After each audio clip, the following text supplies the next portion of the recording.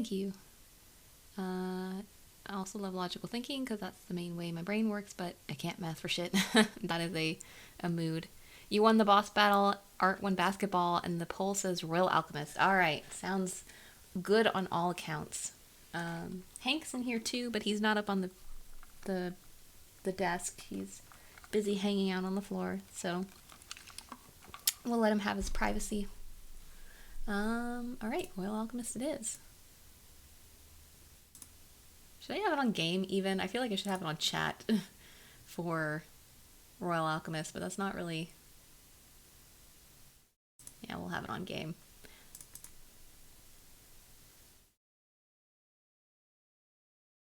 So my plan with the Royal Alchemist, what we're gonna do is... what we're gonna do with this is I'm gonna start again, a new save file for you guys. Because I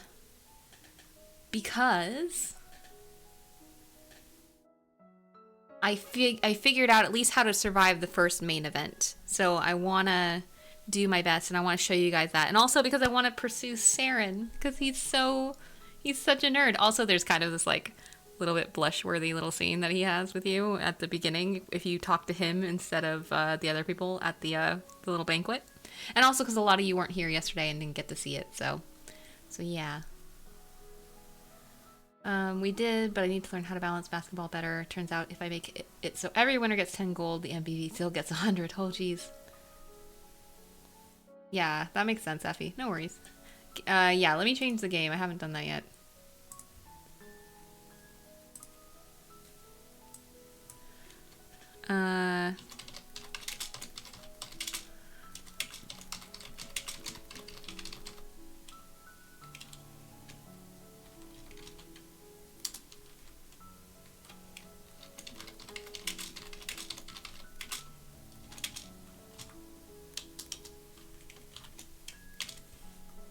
I should have done this during the break, but I was busy.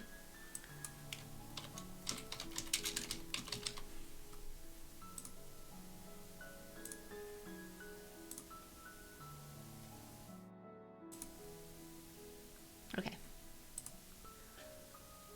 I don't know how to do it. Yeah, no worries, Effie. Thank you for trying, though.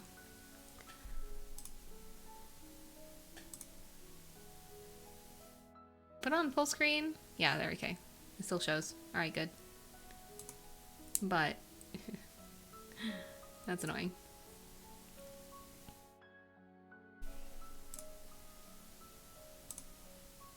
So we're gonna go back with what I was doing before. Liege, they, them, Alexis. I do like that. We'll do that character portrait at some point, but it does change the CGs based off of what character portrait you pick. So I really like this style. I like the short hair and the cute smirk. So we're gonna go with that for now. All right, more reading, guys. Are you ready?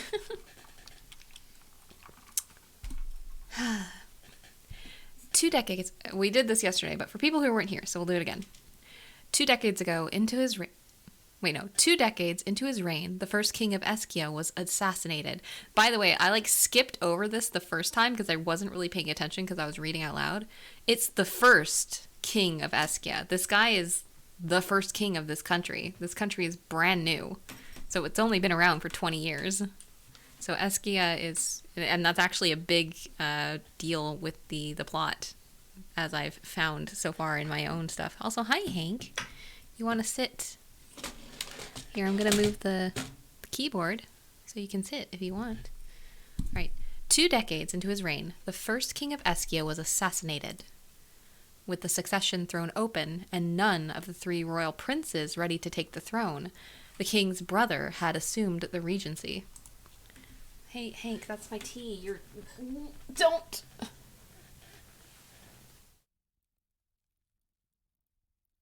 Okay, I gotta kick Hank out. Hold on.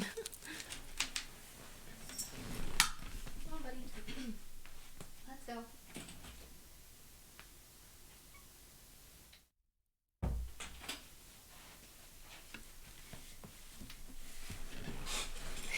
He was doing that thing where cats try to bury your food, right? Only he was standing over my cup of tea, getting his little chest hairs so close to dipping in it. I was like, no, no, no, you need to not be right there. Oh, nope, there's a cat hair. Let me get that real quick. Dude, really gross. Why are you like this, buddy? Okay, I don't see any others. It was just one. Okay. I need this tea because I'm going to be talking a lot. My throat's already hurting. Oh, it's too hot. Ah. Way too hot.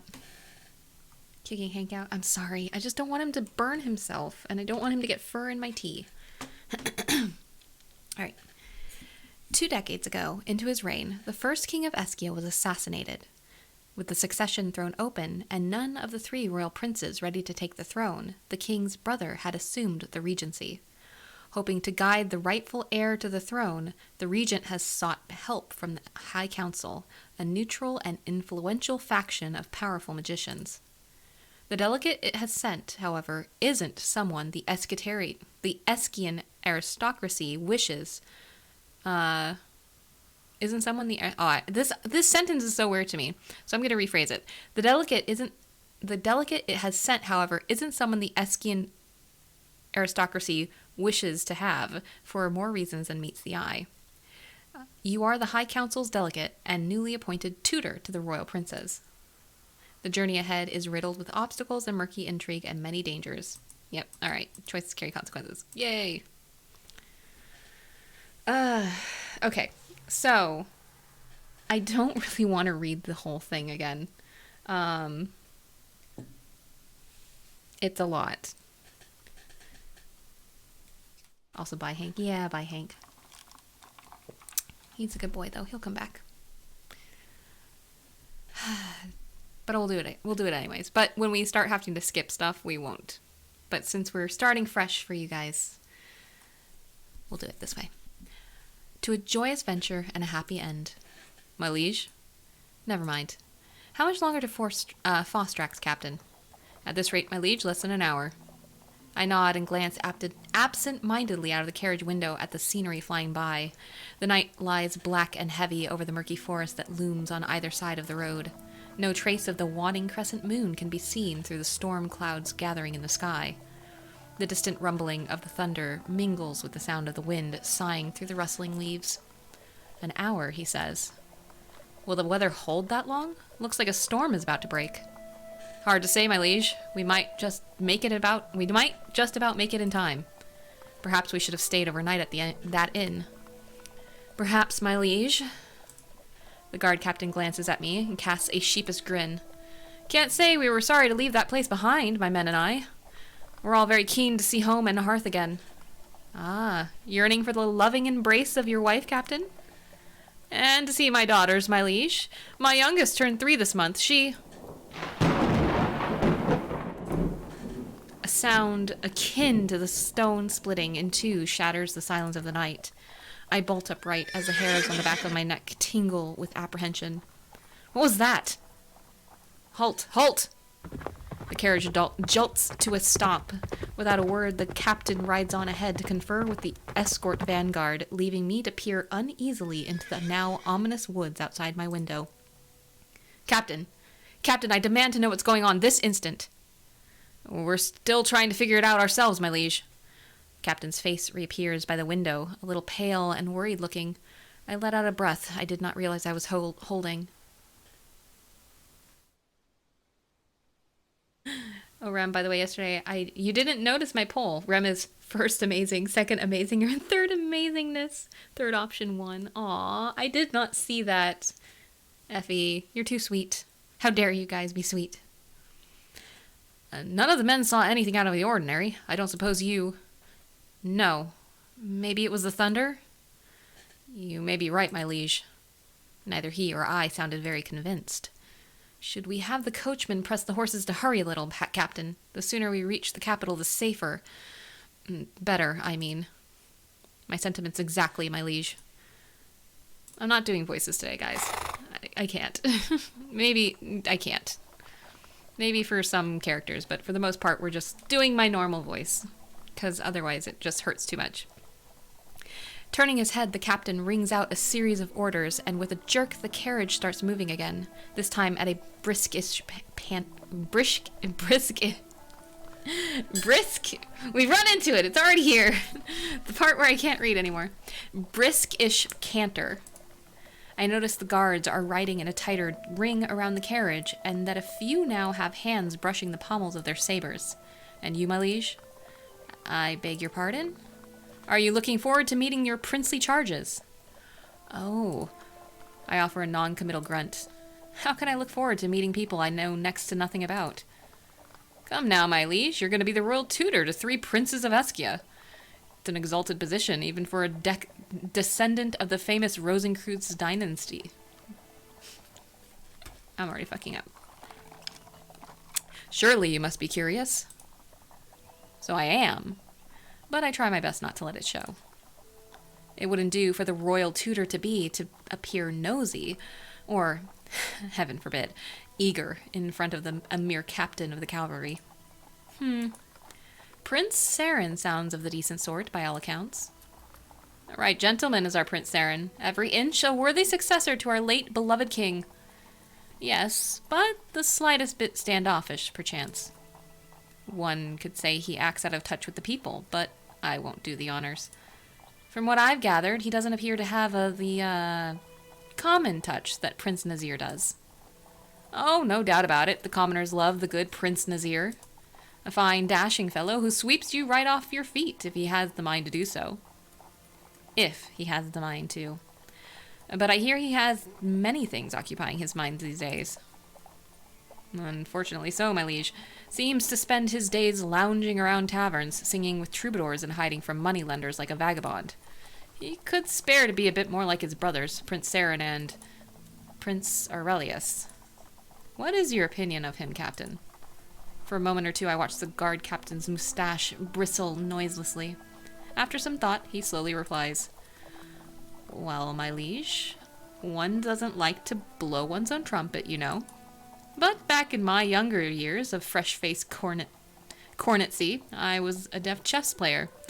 Swept the field in the War Academy's chess competition. I was the reigning champion, not just of my cohorts, but of my seniors and juniors, too. And the Prince Aurelius? As a reward for my skill, I was invited to the palace for a game against the prince. I was told he was something of a chess enthusiast. I hope you were diplomatic enough to let him win. I didn't stand a ghost of a chance, my liege. What? I take a closer look at the man I'm speaking with. But Captain, that must have been nearly a decade ago. Prince Aurelius was 9, my liege, when I had the honors of a match against him. We travel on in silence for a while as I digest this new information. Curiosity gets the better of me, and I pursue conversation with the captain about the princes once more. Prince Aurelius must have been quite a prodigy growing up. So he was, my liege, and so he still is. It's a pity he hasn't any hope of ascending to the throne. What makes you say that, Captain? The nobility of the court have themselves set dead against him. Have they? Why is that? You mean you didn't know, my liege? The prince... The captain sounds like he's about to say something, but checks himself abruptly mid-sentence. The prince is much too clever for their tastes. You know how the nobles can be, my liege. Swollen-headed, stuck-up parasites, a lot of them. The more competent someone is, the more they detest them. But not you, my liege. You're quite capable and considerate, befitting of your position, unlike most these days. I could not prevent my upper lip from twitching. It was a grossly sweeping generalization, but at the same time, not an entirely unfair one. I did appreciate the admission of admiration, however, so I'll allow it. You're not of their estate, Captain? No, my liege. My parents are shopkeepers. I earned my commission by merit, not patronage. I smile and incline my head slightly. We, the Alchemists of the High Council, share your views on the matter, and we wish more men of your stamp were in positions of authority throughout the realm. Many thanks, my liege. That's why I'm glad the Lord Regent chose one of you alchemists as the prince's tutor. I do believe the kingdom and its moribund court are overdue for a good shaking up. You know, the guard captain's voice trails off. His mustache bristles again, and his brows furrow downward as he begins to frown. It's gotten strangely warm here. Huh? As we're talking, the temperature around us has grown imperceptibly but steadily warmer. Before long, I realize I'm dabbing my handkerchief to my forehead, wishing I could permit myself the liberty of loosening a collar button or two. You're right. After we heard that sudden burst of thunder, it seems... That didn't sound like thunder. The guard captain's eyes widen. It's a trap. My liege, get out of the carriage, now! He lunges forward and wrenches the door open. As the door swings outward, I see the carriage road beneath us starting to glow blood red. Becoming rapidly hotter now, the air that blasts into the carriage might as well have come straight out of a furnace fire. The road is mine. This thought has just enough time to flash across my mind when the ground begins to rumble and shake. I squeeze my eyes shut and murmur the first spell that comes to my mind. As the last syllable of the spell leaves my lips, the petal markings around my neck burn to life, searing painfully against my skin. A violent force propels me upward into the air, right before a crimson inferno erupts out of the ground. I gasp, then scream as before my eyes the eruption devours the carriage, the coachman, the escort guards, the captain, the whole world in a horrific blossoming flame. The terrible sight breaks my concentration, and the levitation spell I had cast, which had flung me away from the brunt of the explosion, dwindles and fails. My stomach twists with vertigo as I drop downward. A heartbeat later, I collapse onto the charred, blackened ground just outside the ring of destruction. Pushing myself up, I stare in shock at the carnage that had overtaken my carriage. Cruel, red-orange tongues of flame lick the blackened outlines of the carriage, the horses, and the twisted, charred remnants that had once been men.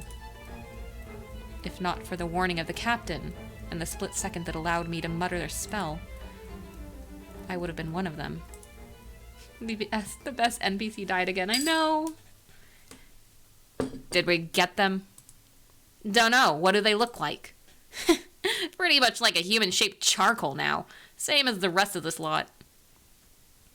Shadowy figures emerge from the forest and onto the road to stand by the flickering flames, pointing, gesticulating, chuckling. They are a bunch of burly, scarred men in ill-fitting scrap armor. Light from the fire gleams against their equipment. I see spears, hatchets, maces, knives, even a rusty, jagged sword. Suppose they're dead. Suppose we tell boss they're dead and it turns out they're only wounded and need finishing off. Ugh. They won't need finishing off, not in this mess. Either the fire gets them or the smoke does. Someone pokes a corpse with the tip of his pike and it turns over. It is. It was once the guard captain. This them? They're all dolled up in a fancy-looking dress. Might be. Bit old-looking, though, ain't they? Let's see you fresh and nice after getting exploded by 5 crates of phlogiston. The mercenaries break into raucous laughter that is grating to the ears. Quietly, I rise to my feet, not daring to breathe. He had a family. It was only 3 days away from retirement. You're not wrong. Oh, the tea's good. Hold on. Still a little too warm, but it's good. At the moment, they are distracted, and from the looks of it, hadn't seen me previously levitate away from the explosion. I can take advantage of this and attack them. After all, they are merely hired goons, not master swordsmen or adept mages. I should be able to take down 2 or 3 in the initial assault using the element of surprise. That ought to be enough to scare off the rest of them. On the other hand, I can take advantage of their distraction and run away. It may not be the most glorious thing to do, but there's no reason for me to take any unnecessary risks when I don't know the situation. As the saying goes, the better part of valor is cowardice. Discretion. The better part of valor is discretion. I'm gonna attack him. Also, not Bear. Sorry, I was looking at chat. Hank wants in.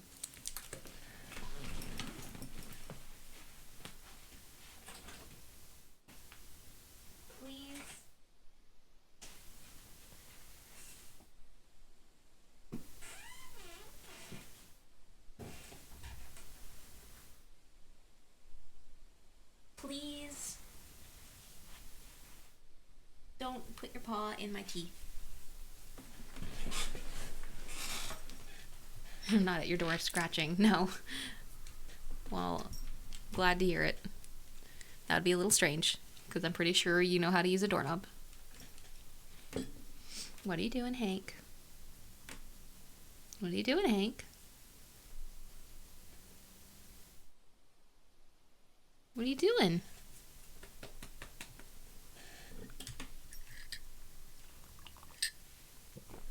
You gonna sit on the keyboard? Okay. Hi, buddy. We're gonna attack these assholes. Let's go. I think of the guard captain and his wife, and his shopkeeper parents, and his daughters who will never see their father again. My decision is made. I whisper an incantation into the night, and the night responds forthwith. There's a soft tinkling sound as water vapor in the air gathers around my hand, crystallizing into a saber of ice. Despite myself, a small cry escapes my lips as the petal markings around my neck prick and sting. You hear that? Hear what? Now. Dunno, sounded like... Before the ruffian can finish his sentence, the tip of my saber is jutting towards him and the space between his ribs. Yeah! I wrench the blade out of the dying man and swing it hard against his companion's face. He does not manage to dodge in time, and my saber cracks through his armor. Soundlessly, he falls. I glimpse a blur of motion out of the corner of my eye and pirouette a single hair's breadth away from the thrust of a pike. Before I can strike back at my assailant, the shining crescent of an axe blade is chopping towards me, and I barely manage to parry the blow. What the? I had expected the mercenaries to flee from the shock of my attack, but they're showing no sign of panic or intention to run.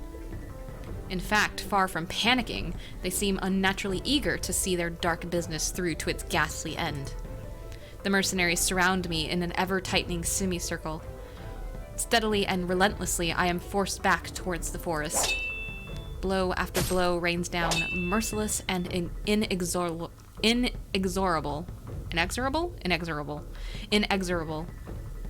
I can feel myself weakening under their constant pressure. Metal flashes towards me. I try to twist away, but gasp in pain when something burningly cold slices into my shoulder. Icy numbness spreads across my hand, and my saber falls from my nerveless fingers. Bad. I hold up my hands and murmur a spell. Shadows distend from the forest and enshroud me in a cloak of darkness. Exclamations and oaths burst out of the mercenaries' lips Exclamations and oaths burst out of the mercenaries' lips when I sink into the night itself right before their eyes. You gotta go sleep? Alright, DNC. Enjoy the sleep. Good luck with the dating sim and apparently not dying. Apparently. We'll see. Where'd they go? They were right over here just a moment before. Right over here. You think I didn't see that? Where the blazes are they now, is what I want to know. Meanwhile, I'm scurrying deeper into the forest, careful not to make any noise.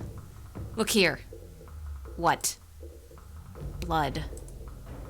Ah, blood. So he stuck them one, eh?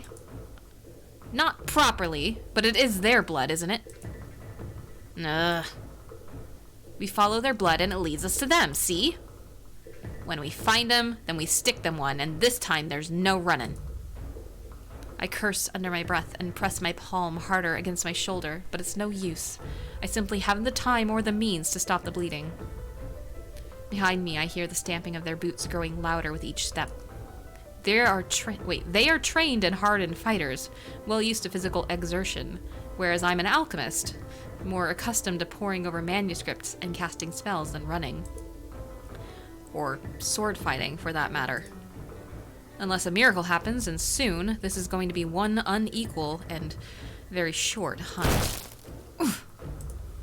I grunt as my knee bumps into the protruding edge of a crate, and I stumble, nearly fall. Wait, a crate? You hear that? They definitely went this way. I walk over to the crate and swiftly pry open the lid. Even in the darkness, I can make out the smooth, dark red stones piled within. Phlogiston. Fire phlogiston. The realization dawns on me, and at the same moment, so does the plan. Now, how do we go about this? Okay, I'm gonna pretend to be hurt. Because it gives me charisma. Yay! Ugh! I let out another cry at the top of my lungs for all to hear. Please, don't hurt me. I'll do anything you want. Anything. As I expected, the mercenaries waste no time stampeding towards the sound of my voice. My, what do we have here? A little child lost and alone in the woods. What happened to your leg, little child? Please, I tripped and fractured my ankle. Ah. Have you now, poor thing? An eye patch wearing ruffian takes a step towards me and licks the edge of his hatchet. Ew, don't. One more step, you cretin. A little closer. No, a little more. Lucky for us, you chose a bad place to be lame in. Now. I raise my hands and cry out the spell's command. Sparks of fire spurt from my palms into the crate behind the mercenaries. Oi, there! The fire phlogiston in the crate shines a bright scarlet red. The mercenaries spin around. Eye Patch points in alarm to the shaking crate and opens his mouth. Too late. Another booming sound of thunder shakes the forest. The men standing closest to the crate are blown apart, reduced to nothing but smoke and ash. Those further away leave behind remains that, in fact, are almost identical to the human-shaped charcoal they had mocked not 10 minutes before. Eye Patch, who was standing nearest to me, which is to say, furthest away from the phlogiston, is rolling about in the grass in agony. I glance at the lower half of his body and immediately look away. With that one look, it's clear he will never walk again. Whether he's gonna survive, however. Do you want to live? Eye Patch looks up at me, refusing to speak. His one good eye is dark and unnervingly blank. I have to keep off the chills that try to creep into my spine. I can cast a healing spell to mend your wounds, but only if you tell me who ordered you and your gang to kill me. Eye Patch does not reply, nor does he give any indication of having heard my voice. He's not even rolling on the grass now. Don't you understand? Unless you tell me the truth, you'll... Before I have a chance to complete my sentence, Eye Patch suddenly arches his body and groans. This is a little gross, I'm gonna warn you. He bites his tongue off. I don't really want to read it. He bit his tongue off. I stand up, shaken. The world spins. I fall back down onto the ground, trying to fight down the repulsion that is eager to make itself seen. Resting my head on the cool grass, I gaze blankly up at the hard, cold stars. Hey. How did you get the magic? I wasn't there for it. The magic we use? It's just something we have. Also, hi Lava, how you doing?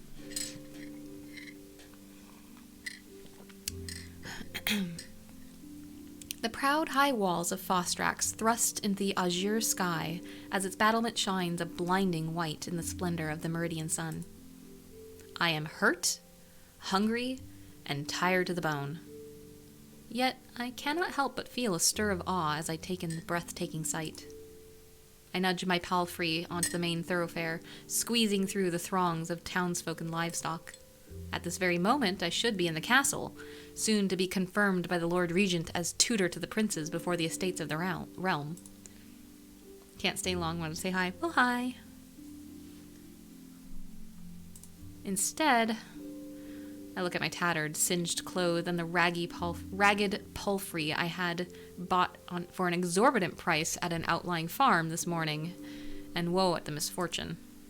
Because of the events that took place the night before, I decided to err on the side of caution and spent most of my time painstakingly covering my trail so not to be caught. At least, I've nearly reached the palace now. Soon I shall have a warm bath to wash myself in, hot food to eat, and a soft bed to sleep in. A thrill of delight shivers through me. Soon. You there, stop. An officious-looking palace guard in ridiculously ornate armor is blocking the road.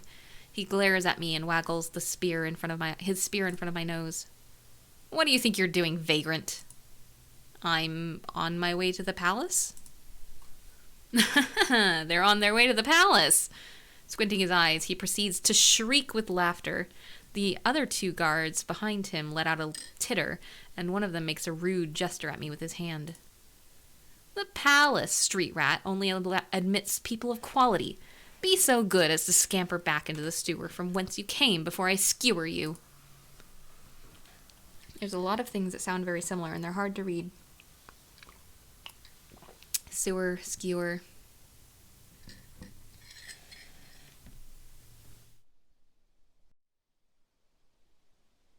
Why do I have an obscure anime song in my head? Which one is it, Effie?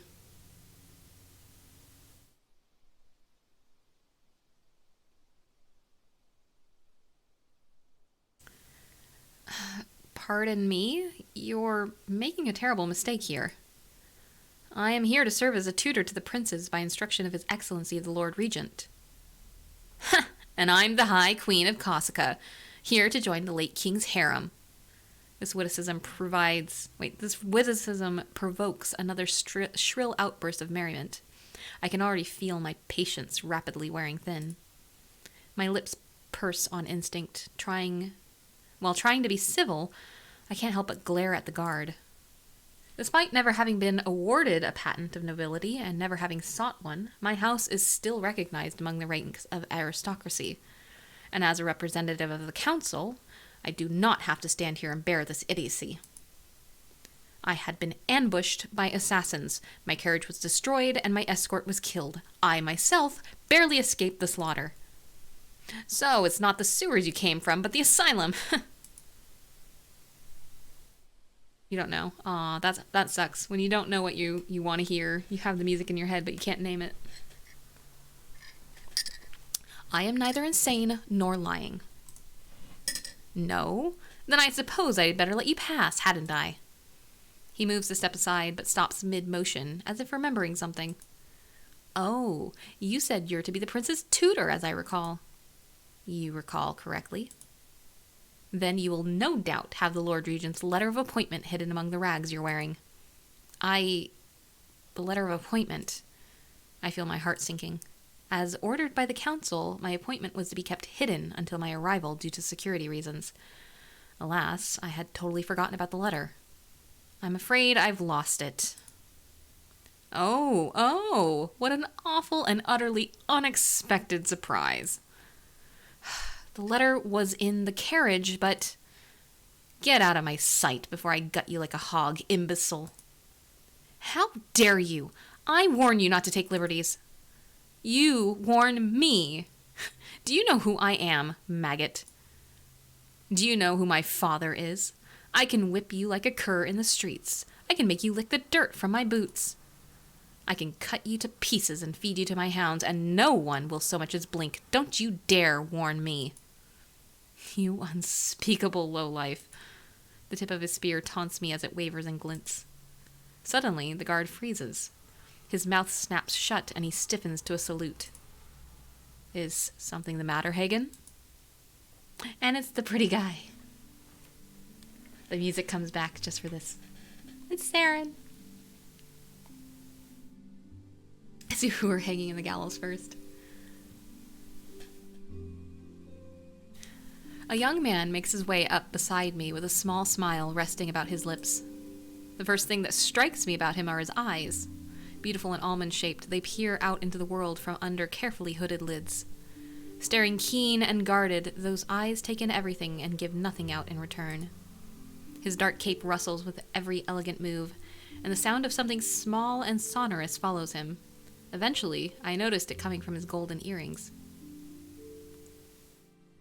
Suspicious characters attempting to enter the palace, and I was trying to chase them away. A suspicious character? Surely there must have been a misunderstanding.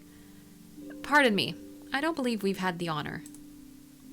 I am Alexis of House Rosencreuz, coming to receive my appointment as royal tutor from His Excellency the Lord Regent of Eskia. Even as I confidently say this, I feel my heart sinking. Oh, eyes. I heard thighs. Ah, yes. His beautiful thighs. We're not there yet. You gotta go. All right, Lava, thanks for stopping by.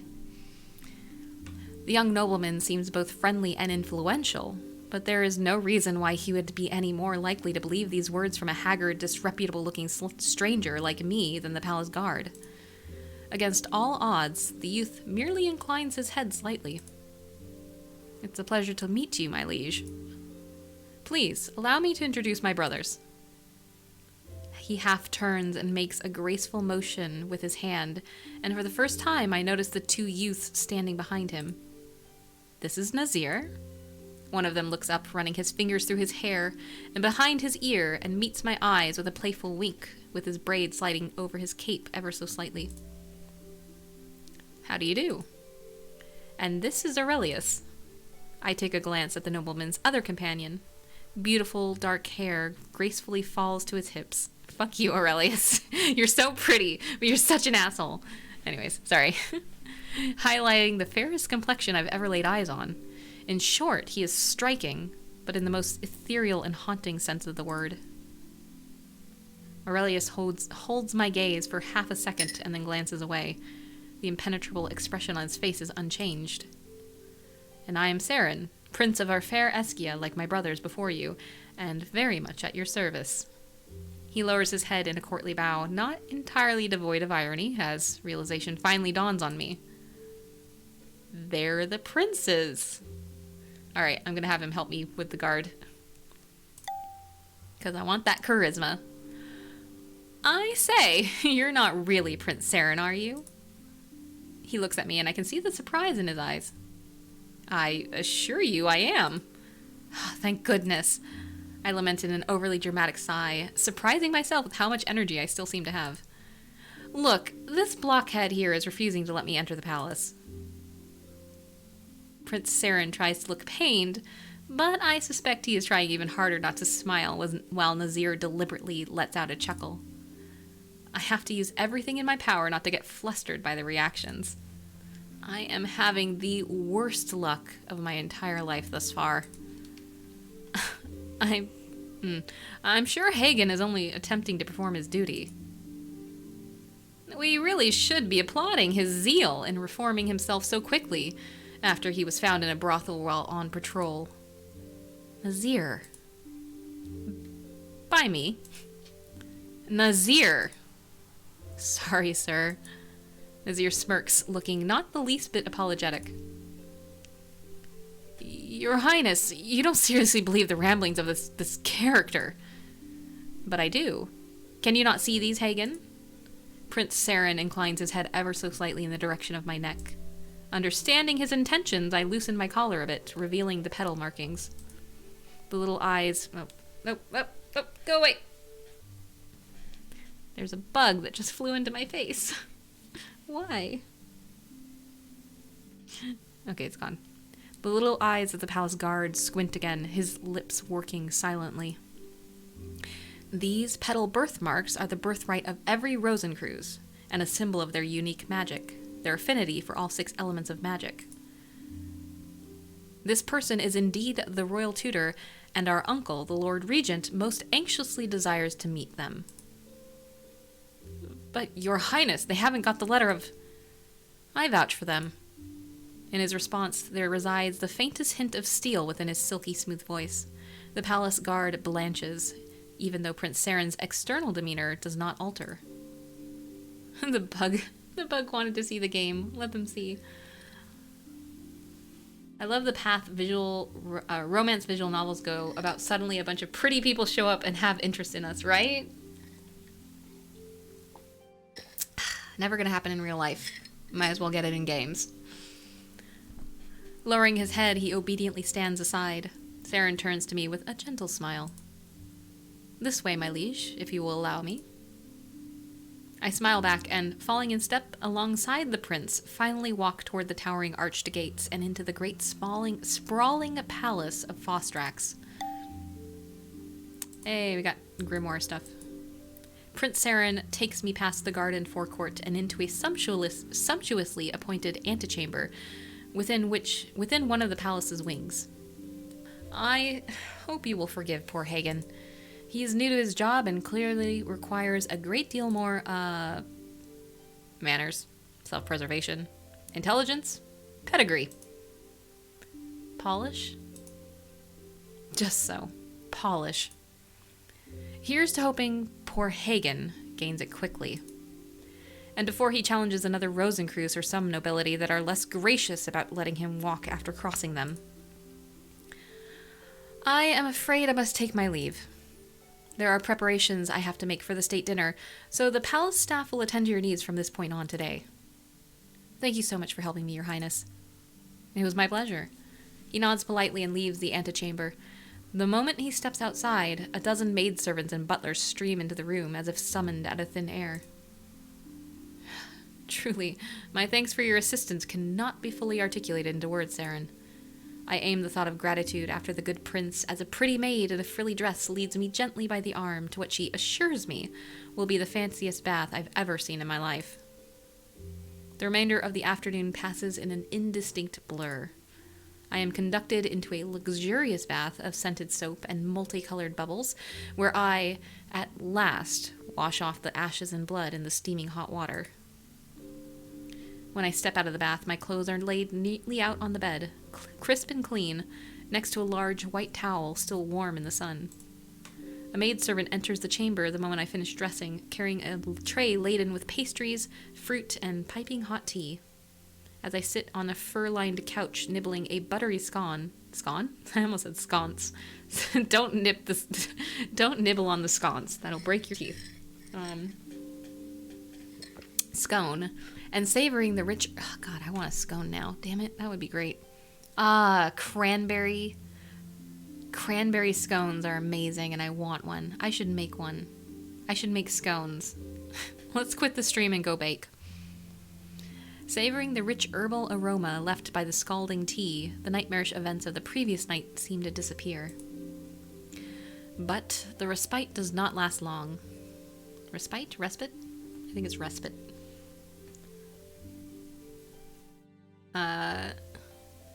Yeah, welcome back, Astantia. How you doing today?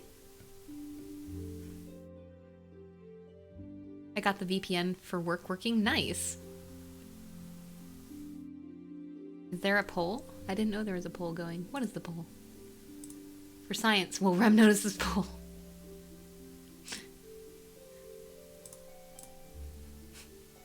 I noticed the poll. But only because Effie pointed it out.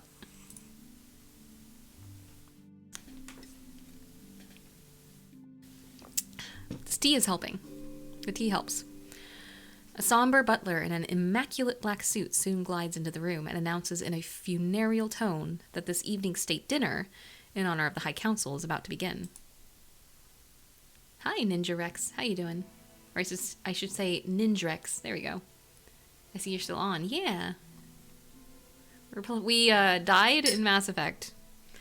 In Mass Effect Permadeath. So, unfortunately, we decided not to start the next Permadeath run until later next time. And so we're playing a dating sim. Friends, countrymen, and honored guests. Before we begin tonight's state dinner, there is an announcement I wish to make on behalf of the Regency Council. The Lord Regent, the late King's younger brother, appears to be a subdued-looking gentleman with graying hair and a tired voice. He speaks standing next to the empty throne, and his voice is barely audible over the chattering crowd of Eskian citizens milling about in the throne room. After much deliberation, the Regency Council has decided upon a candidate to be the realm's royal tutor for the three princes. At these words, the chatter between those in attendance quickly increases in volume. I see glances dart my way, not all of them friendly. They are the scion of the ancient and noble house of Rosencreutz, an accomplished practitioner in the art of magic, and a foremost member in the High Council's most worthy order of... obscure nobodies! Useless upstart potion makers! Leave magic to the mages, Alchemist! A storm of harsh laughter and scorn bursts from the nobles. My jaws clench. How dare they? Order! Order. Where'd you die? On one of the Geth incursion missions, the last one where you have to go into a bunker, we were ambushed from behind and we died. Also, hi, Excess. Welcome back. Whoever set up that poll should be unmodded. Never. Unless, of course, they asked, but never. From guns and wars to love and passion. I mean, there's going to be plenty of war in this one, probably. But yes, also plenty of passion. Freya Shep, though. I know. I loved Freya. Potion maker. They literally can use all the elements of magic, right? They're the fucking Avatar, and they're all being mean to me. Order, order. Thankfully, the disruption does not last long. The blatant contempt is hardly partaken in by anyone aside from the nobles. Representatives from Eskia's circle of mages, which should be eager to participate in the outrage after having their colleagues in the High Council appoint me in their stead, are looking at me sympathetically. I sincerely urge our peers in this palace to conduct themselves with the dignity befitting their high station. Clamor dies down, but the lackluster sentiment by the aristocracy keeps an unfortunate strong hold on the atmosphere of the room. As I was saying, we in the Regency Council have determined... While the Lord Regent drones on, I start to survey the room, trying to decipher the lay of the political landscape. The nobility present an almost uniformly hostile obstacle to my new duties. High up the balustrade, the high nobles look down on me, cold and implacable. They do not shout or jeer. They do not need to. Below them, their vassals, the minor barons and counts, are all too eager to bark at their master's bidding. The mages are divided. Half of them regard me with undisguised disapproval, as an interloper encroaching on their traditional area of prerogative, which is, in all fairness, I suppose, what I'm doing. The other half observe me with detached curiosity, as though I were a new and potentially interesting specimen of mouse to be experimented upon. The few alchemists in the hall, from whom I had expected expressions of support, offer none. Hemmed in between the nobles and the mages, they make a self-effacing group, trying not to be noticed. A few of them smile at me, more out of pity than encouragement. Being young and high-spirited, the princes should be governed by a temperate and moderating influence, the more in the instruction of an art as subtle and perilous as that of magic. The princes. I wonder how they're doing. Trying to keep myself from yawning, I cast my eyes about the room for the 3 young men I had met earlier today. Prince Serin is standing at full attention, immediately to the right of the throne, with hands clasped behind his back, his face a mask of dutiful attention. Next to him, Prince Nazir slouches against a pillar. He catches my eye and offers a lazy wink. The gesture prompts me to smile an acknowledgement in reply. The idea to survey the room must have occurred to Prince Aurelius as well. He is scanning the great hall from one end to the other, brows creased in a slight frown. Nazir is pretty, isn't he? He's very pretty. They're all very pretty, though. Like, let's be real here. That's the point. So is Serin. I like Serin. I like that he's kind of understated. Also, we're about to do a scene with him that's, I like it. Our gazes meet. He stares keenly at my face for a moment before his eyes flicker away, quite impersonally, to the next person next to me. Let us therefore wish the new royal tutor every success in guiding their highnesses, the princes of Eskia, on the path of wisdom and virtue. May they flourish under their guidance. It sounds like the Lord Regent's address is winding down at last. To Alexis of Rosencreuz, our tutor to the princes. For a second, absolute silence reigns. I feel my cheeks flush. A ringing noise fills my ear. Then, "Hear, hear!" Prince Nazir shouts cheerfully as he claps with echoes through the cavernous room. I can't clap and do this. Prince Serin joins him the briefest instant later, adding his applause to his brothers. Then Prince Aurelius too is clapping, and soon so is everyone in the throne room, with every display of enthusiasm. Nobody wishes to be seen holding back, or worse, jeering, when their future sovereign, whoever he may be among the 3, is applauding. My lords and ladies, I formally declare the state dinner for this evening open. I am almost sure I hear a sigh of relief as the Lord Regent steps down from the podium. At the far end of the throne room, trains of servants bring out silver platters piled high with steaming and aromatic delicacies. With great eagerness, the assembly of nobility breaks into little groups, shuffling their way to the buffet table. I pause, wondering with whom I should speak to over dinner. Alright, we're gonna talk to Serin. We'll do the others at some point, don't worry. Also, I need to take a drink because my throat's already starting to hurt again.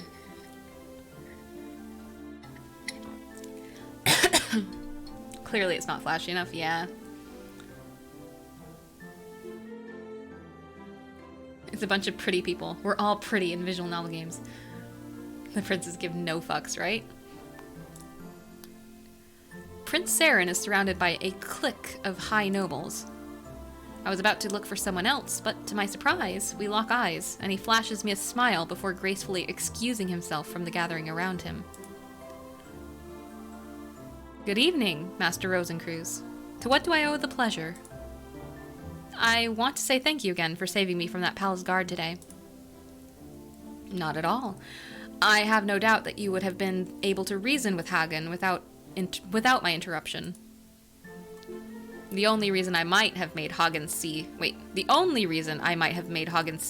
is the undesirability of being turned into a pile of ashes. But I keep this thought to myself.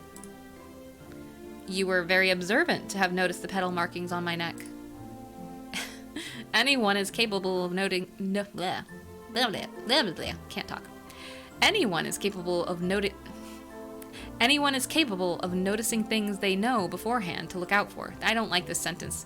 Anyone is capable of noticing things they know about. Already. I dabbled in some reading a little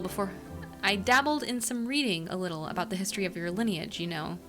Or you see. The ability to wield all 6 branches of magic is truly a most unique blessing. It's not altogether a blessing. I begin, and then stop. Thankfully, Prince Serin seems too preoccupied with his thoughts to have paid attention to what I said. I was looking at your beautiful neck. Hold on, Art. Just wait a second. Right here. Forgive me if I'm being overly forward, Master Rosencruz, but may I take a closer look at those markings? A closer look? Sure, why the fuck not? I get some charisma for that, which is nice. I nod. Discreetly, I unbutton the collar of my shirt and tug down the stiff, starched cloth. Prince Serin tilts his head over so slightly as he takes... Wait. See, Art.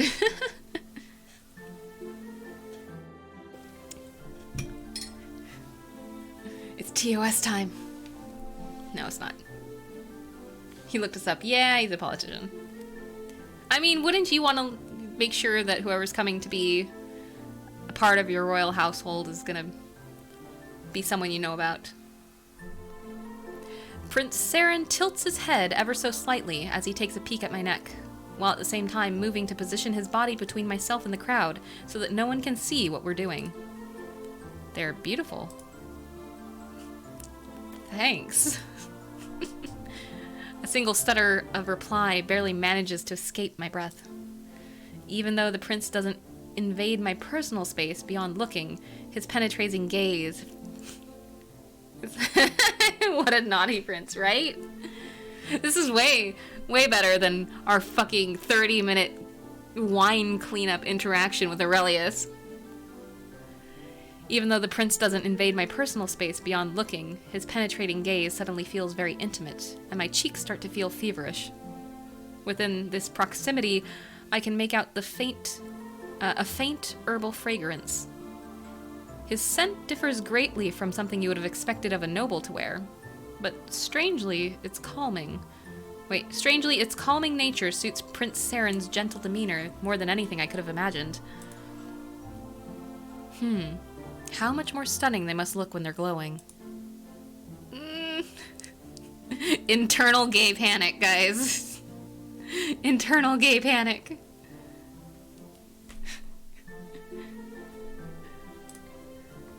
My thoughts snap back to reality, and before I even know how to respond, Prince Serin straightens his posture and takes a small step back.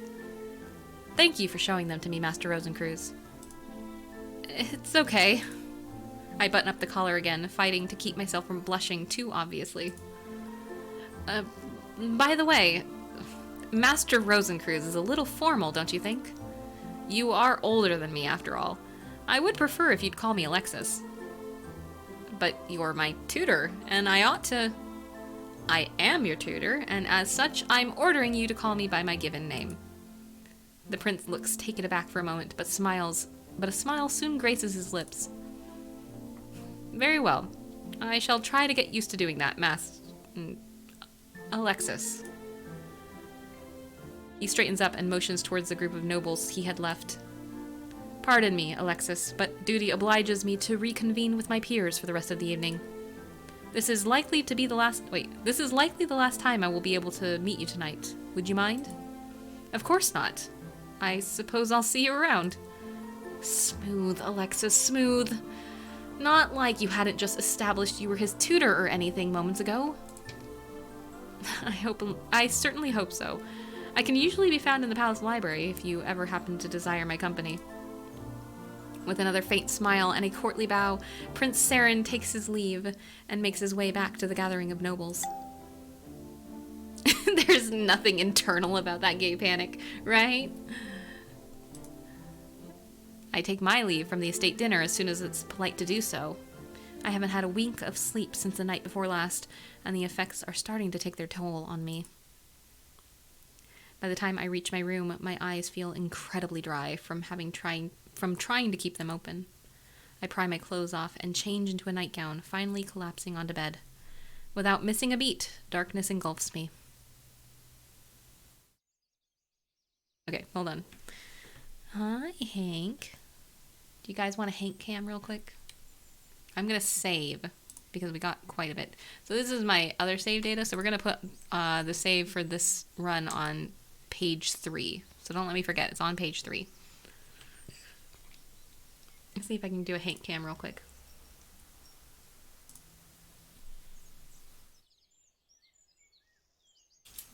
What? Oh.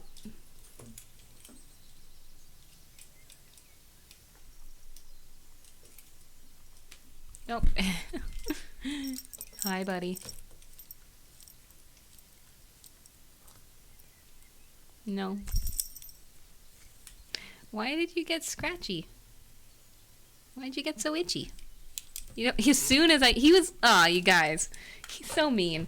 Literally, as soon as I turned the camera on, he got up. He was completely asleep. All right. Well, you got 2 seconds of Hank.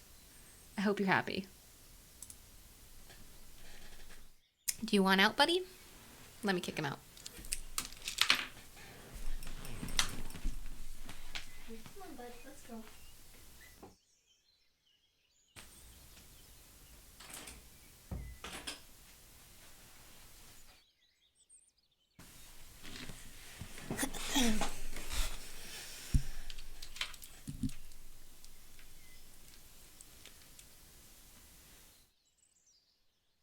All right.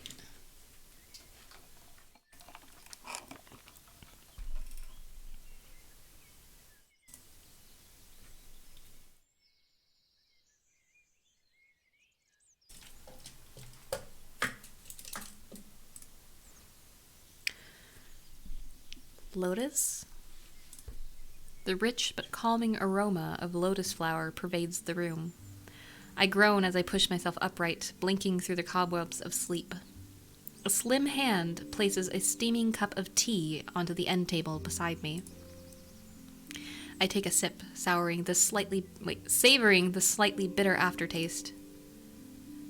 Thanks. I am happy to be of service, Master Rosencruz. Wait, which one is this? Oh, I think this is Sala. I look up to see a demure-looking young woman standing next to the bed. She has a quiet, attractive face framed by long silver hair. Her ears are long and pointed like knives. I half-consciously touch my own ear and ask, I beg your pardon, but are you a homunculus? I am. She dips into a graceful curtsy.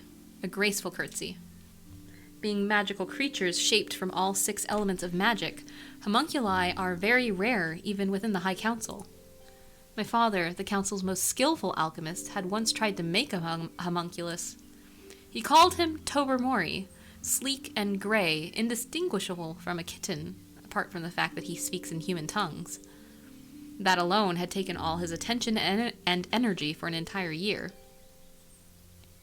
I've seen enough Full Metal Alchemist to know where this is going. Oh no. No, there's some very interesting and personal lore to Homunculus that we haven't even gotten into. I got into it. It's not that far, so we should be able to get to it tonight, as long as I don't die in the game. But we should be able to get to it tonight. But it's interesting. It's interesting, and it makes that little gesture that we do make a lot more sense. So we're gonna get there. That alone had taken all his attention and energy for an entire year. You can die? Oh yeah. Oh yeah, hold on. This is how many deaths I've had so far. There's more than this. But I have died 3 times. Well, that's not true. I died more than 3 times. I've gotten 3 unique deaths, and I think I died the same way twice. So you've got these death counts. They have a, hold on, I should show you this real quick. They have a stat bonus, but I have it turned off. So you can actually turn on, and they'll give you a bonus so that you kind of get a little boost every time you start. But I don't really want to do that yet. Every time you have to restart, I should say.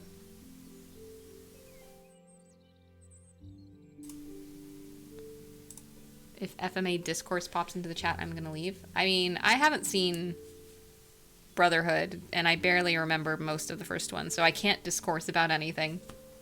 How did you die? Do you die easily? Oh, yeah. Oh, yeah. To my sincere amazement, she is the first human-shaped homunculus I've ever seen. Demurely shaped and with a soothing, gentle magical aura around her. The sheer amount of craft and power needed to create her must have been immense. I didn't know that Eskia had an alchemist adept enough to create homunculi. The young woman smiles but does not reply. I decide to try another approach. So, what's your name? I am Sala, my liege. The regent assigned me to be your personal servant. My lips quirk into a smile. Back at home on our fief, my parents had hired many servants and guards, but they never allowed us, their children, to have someone appointed to be our personal attendant. They had hoped that by doing so, we would be capable of taking care of ourselves without any added assistance. As that may be, I'm essentially alone in a distant country for the first time. Ninjam, thank you so much for the rant redemption. A rant about the mercs that killed my boy, the guard. So those assholes are one of many that we will encounter, and they are going to be an annoyance probably throughout the entire game, but those ones in particular I am fucking mad at, because here's why. Let me explain. Our boy the guard captain, 3 days from retirement. I don't know if that's true, but I'm assuming 3 days from retirement, has a bunch of children, has a beautiful, lovely wife who has now been left alone with no way to support her family in the middle of a fantasy world where you just know shit isn't easy. And there's nothing we can do to make up for it. The fact that he saved our life with his own life so that those assholes could fail anyways. Like, it's good that they failed, but fuck them. So they were so incompetent that he got killed for nothing, and then they all died. Selfish jerks, every last one of them, and they are the worst villain in this game. Probably worse than the person who sent them after us. Does that satisfy your rant redemption? Should I go on a little longer? I don't know what else I can say other than fuck them.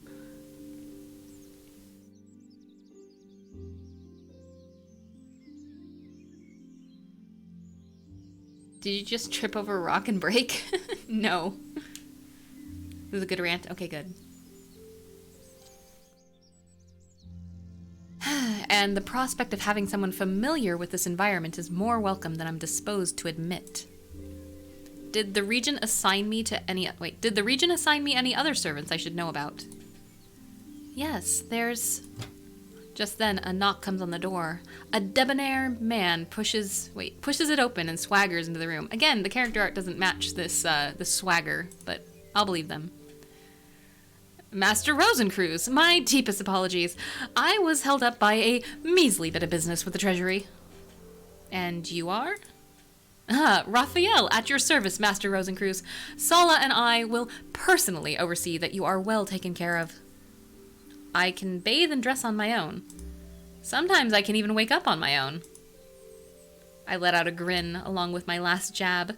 Raphael's gesture softens in response, and a smile tugs at the corner of his lips. That's not something that can be taken for granted in the aristocracy of the capital, indeed. However, our services extend to more than just domestic assistance. You're not just my servants. You're my bodyguards as well, aren't you? We can both protect you in times of danger. There will be also 4 guards to watch your chambers at all hours. Sure would have been nice to have them a day ago. Didn't we? We did. We had royal guards a day ago, and they're dead. But apart from that, Sala here is a beautician in her own right. Impressive. Sala smiles. If you ever feel the need to pretty yourself up a little, you can always spend an afternoon with me. I'll keep that in mind, Sala the beautician. And I am a courtier who has been in the service of the king for a long, long time. I know all there is to know about the etiquette and protocols of the Eskian court. Lucky for me, considering I don't know anything about it at all. I shall be delighted to teach you then. When you want a lesson on our court customs and traditions, please come find me. Raphael the courtier. I'll remember. And then there's Garion. Garion? Is he another servant? Good heavens, no. Please, do not let him hear you say that. Marshal Garion commands the palace guards and was a close confidant of the late king. He's the one in charge of training new recruits, and can usually be found bustling about on the parade grounds. Be that as it may, he also offers to train members of the royal household, and this now includes you. I give a casual flick of my wrist. I am more used to fighting with magic, or I should say alchemy items. Of course, and the training ground can offer you opportunities to train in magical combat. But if you ever find yourself in need of enhancing your physical prowess, he's the one you want to see. Seems like I'm going to have a busy week ahead of me. To top it all off, please don't forget about your daily lessons with the princes. How could I forget? Have you already got a rough idea of the week's schedule? If you tell us, we can help you plan out your activities accordingly. Sure. Let's see. For this week, I think... Alright, now we get to do this stuff. So all we get to do is classes right now. First thing we're going to do. Combat, combat, combat. Because we need this to survive. I don't know if there's another way to survive. But combat, intelligence, and charisma are the ones, once I get that unlocked, are the ones that I'm going to be focusing on raising for now.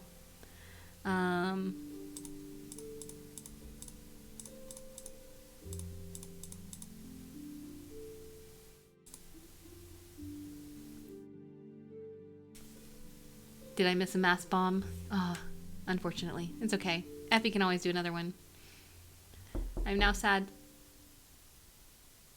Oh god, that happened that's the second time this has gotten me. That knock sound effect, they did the weird positioning thing so it only comes into one headphone, and it sounds like it's a little behind, and so it always sounds like it's coming from my patio door, and it freaked me out. I am now sad. My ship's only running systems are the doors, and my crews beside my rock crewmate are dead. Oh, are you playing FTL? That's how late game FTL be. Yep. It was me, Rem. You thought it was the game. You thought it was the game, but it was me, Bear. Also, hi, Gabe. How you doing today? Come in. I glance up from my studies as the door swings open. Please, pardon my intrusion. Prince Serin makes a half bow in my direction with his trademark courteous smile. Your Highness, please, mouth, please work. Pray, that's what I was trying to say. Pray, sit down. Thank you. Prince Serin closes the door after him, and I catch a glimpse of several guards. Not mine, but likely his personal troop. Since arriving, I have yet to see the prince without any companions. I suppose it's understandable, since the culprits behind his father's assassination were never found.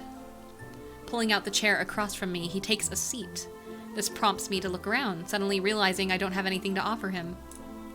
Prince Serin must have been following my eyes, because he takes the initiative to stop me when I'm about to call on Sala, or someone with the means to fetch her for me.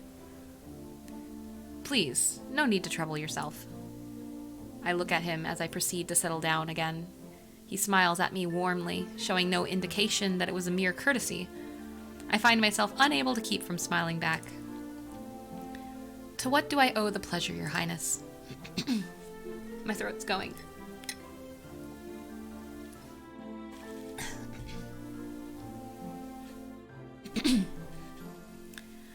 The Lord Regent would like me to ask you for more details about the mercenaries who ambushed you on your way to the capital.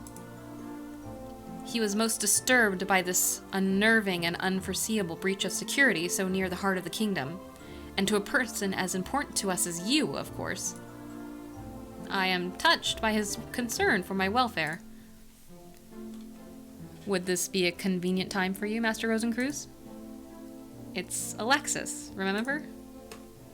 Of course. I beg your pardon, Alexis. I do happen to have some free time just now, so please ask away. Thank you. To the best of your knowledge, who knew about the details of your journey to Fostrax? No one outside of the palace. Yes, we are investigating the possibility of an internal leak. In that case, the Lord President of the High Council and the Senior Alchemist. You've told no one of your appointment? Not a soul. Do you think they could have... I don't even have to think before I'm shaking my head. Impossible. They won't tell anyone about what they had for breakfast, much less the affairs of their delegates. The members of the council have always been overly secretive.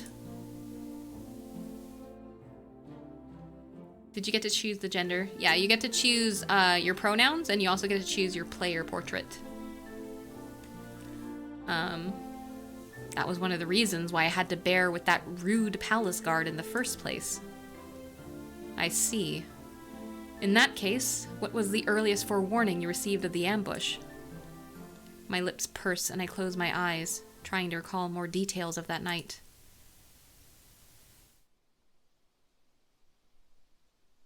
On the road to Fostrax, I heard a loud explosion that came from somewhere within the forest. Then the temperature around the carriage began growing warm. What do you think caused the explosions?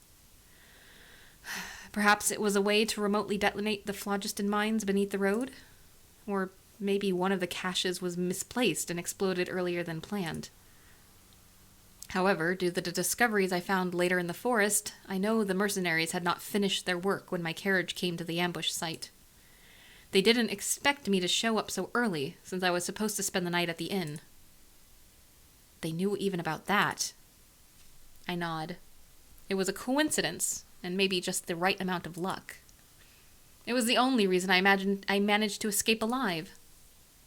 At least that explosion gave you enough time to get away. Thanks to the captain of my escort. He recognized the situation for what it was immediately and warned me in the nick of time. If not for his prompt actions, I would have... Well, I close my eyes and swallow, even though my throat is perfectly dry.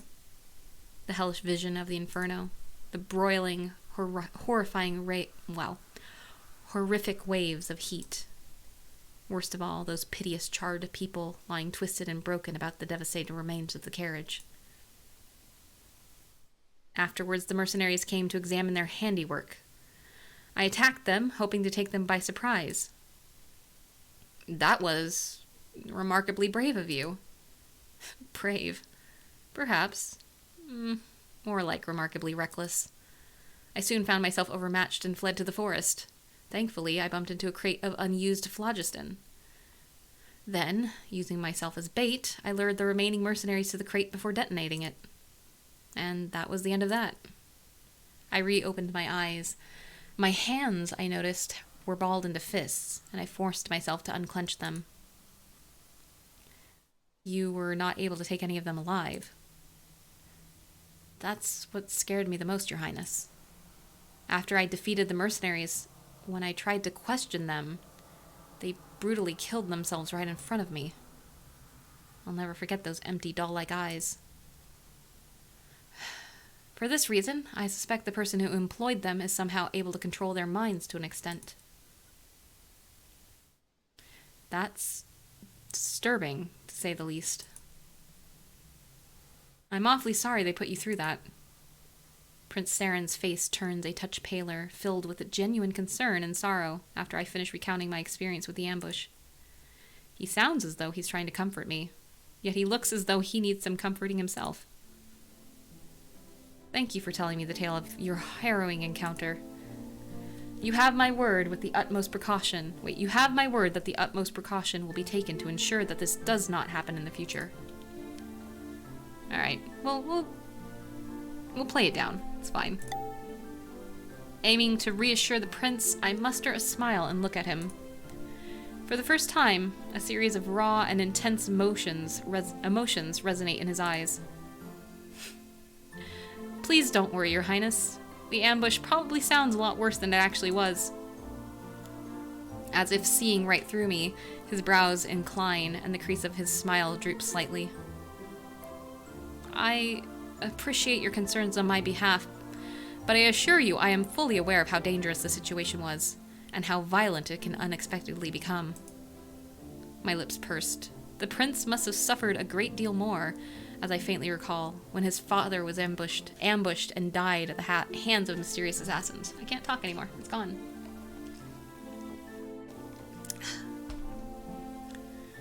What did you go with? Because being a dating sim, the character is very androgynously pretty. Yeah. Well, we went with the character that shows up in this little corner here for the player portrait. And then my pronouns are they, them. I, at least, am still alive and free of any major injuries. I am unharmed.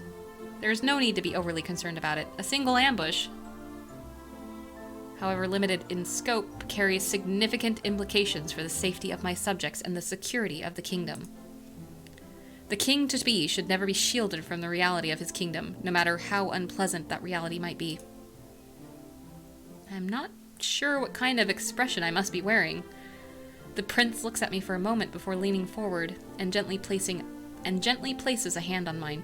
So this is what kind of throws me, and this is a problem with writing in general. It's not just specifically them. And I'm not entirely sure if this game was in Japanese first and translated, which seems likely. Maybe not, but seems likely to me. Either way, they keep tense shifting. We will say things like, I'm not sure what kind of expression I must be wearing, like in the present tense.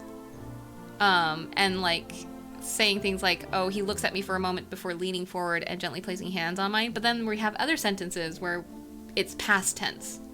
So it's still pretty consistent, but every now and then it kind of throws me. Because we just switched from kind of doing past, and I'm not talking about recounting things that just happened. I mean, like, I don't know. You'll see. It happens sometimes. But anyways, it throws me occasionally because it just happened between this sentence that we see here and the one previously.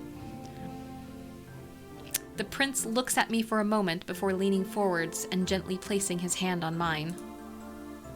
Warmth spreads against my skin from the tips of his fingers, and I notice just then that my hand must have been cold to the touch. I give you my solemn oath. As long as you're close to me, I shall see that you're kept out of harm's way. I observe Prince Serin very closely while he speaks. His troubled look, though diminished, does not disappear entirely, and his eyes have a distant, faraway look that suggests he is thinking of something else even as he's discussing this ambush with me. Did the recounting of my assault bring back unpleasant memories? Before I can formulate my hypothesis into a suitably polite inquiry, Prince Serin abruptly steps back as if he is somehow sensing my intention to pry where I likely should not.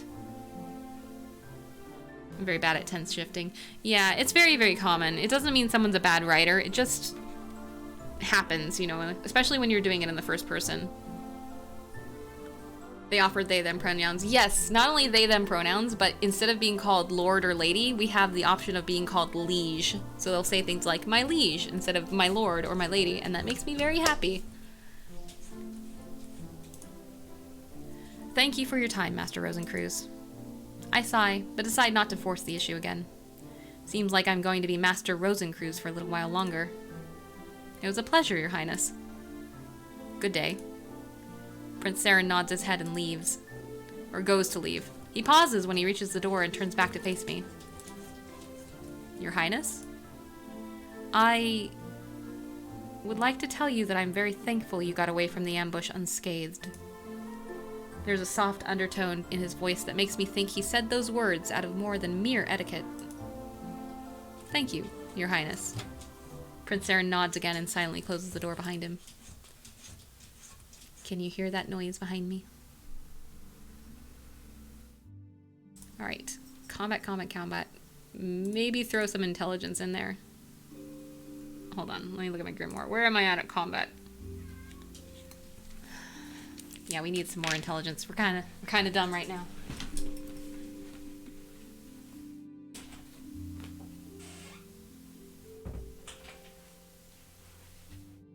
Buddy, welcome back.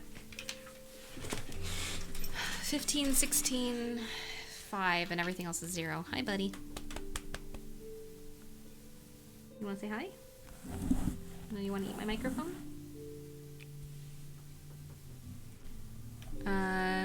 Let's save. I can't see. Buddy, you're in front of the entire thing. Hold on. I'm gonna use...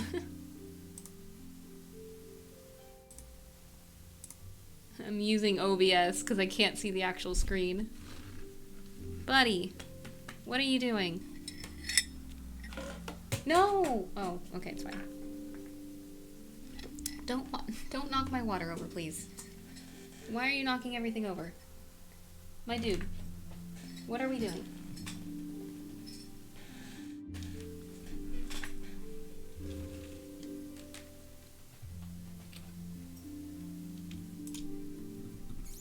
Okay. Let's give them...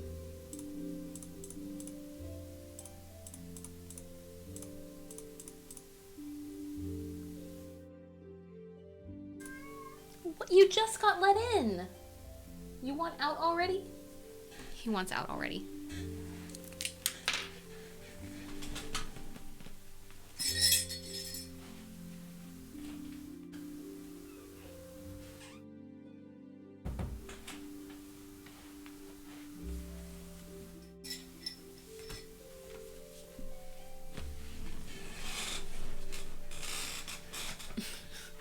Everything okay, Effie?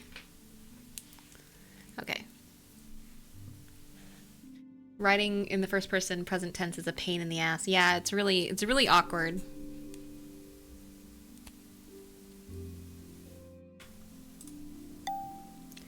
Now we have missions, yay! I am walking along the hallway on my way to my study to prepare for this afternoon's lesson when I hear someone call out softly behind me. Master Rosencruz. I turn to find a tall, mysterious-looking man bowing in my direction. Good day, sir. I believe you have the advantage over me. My name is Harris, personal servant to Prince Aurelius. A pleasure. He straightens his posture while looking at me. His eyes narrow ever so slightly as he smiles. I have the honor of carrying you a message from His Highness. That's unusual. Let's hear it. Prince Aurelius sends you his warmest regards, and told me to ask if you would like to have tea with him at the pavilion in the palace garden. An invitation to afternoon tea? From Prince Aurelius. I cannot say I foresaw this coming, in this or any other lifetime. Nonetheless, the warm regard seems almost ominous. Just as he told me. That's unexpectedly sociable of His Highness. Harris smiles but makes no reply. Please, let the prince know I would be glad to take up his invitation. His Highness will be delighted. Kindly come with me. I shall show you the way to the pavilion where His Highness is waiting for you. Wait, you mean now? Indeed. Placing a gentle but firm hand on my shoulder, Harris steers me down the hallway in the direction of the garden. I thought you said in the afternoon. It is already past midday, Mr. Rosencreuz. Master Rosencreuz. Technically, this is the afternoon. But isn't it a little early for afternoon tea? I think you will find that His Highness is not one to fuss about this sort of thing. Harris pushes a door open, and I squint as I am overwhelmed by the sudden glare of the midday sun. Nor for this meeting will you be. Sunlight dance. That's such a weird way of saying that. Sunlight dances on the soft green meadow and sparkling fountains of the sprawling palace garden. A cool breeze meanders through the air, making the leafy branches of the trees rustle and stir. At the center of the garden, sitting in the shade of the white pavilion, I see the figure of Prince Aurelius observing us, hands neatly folded on his crossed legs. Not a single kettle, tray, or cup is in sight. You said the prince was inviting me for tea, right? No. I said His Highness told me to tell you that he is inviting you for tea. A subtle but crucial distinction. I quite agree. My mouth suddenly dry, I find myself walking slowly towards the pavilion. There is no option but to press ahead, what with Harris blocking the exit behind me, and Prince Aurelius fixing that cold, sharp gaze of his on me. You're here at last. Good afternoon, Your Highness. Well, Harris, get the blades, will you? At once, Your Highness. Blades. Blades. Blades. Harris places 2 gleaming steel swords on the table before Prince Aurelius, who buckles one onto his belt without taking his eyes away from mine. What do you intend to do with that sword? Fight. That's what people usually do with swords. Fight? Who are you fighting? You. Me? His Highness is challenging you to a duel, Master Rosencreuz. I look from one man to the other, more than half expecting them to burst out laughing in my face at any moment. But the faces of the duo are in deadly earnest.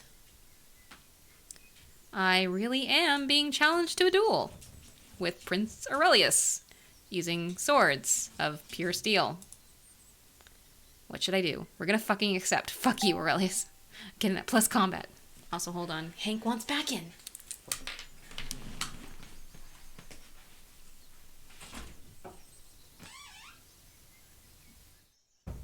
Make up your mind. Make up your mind.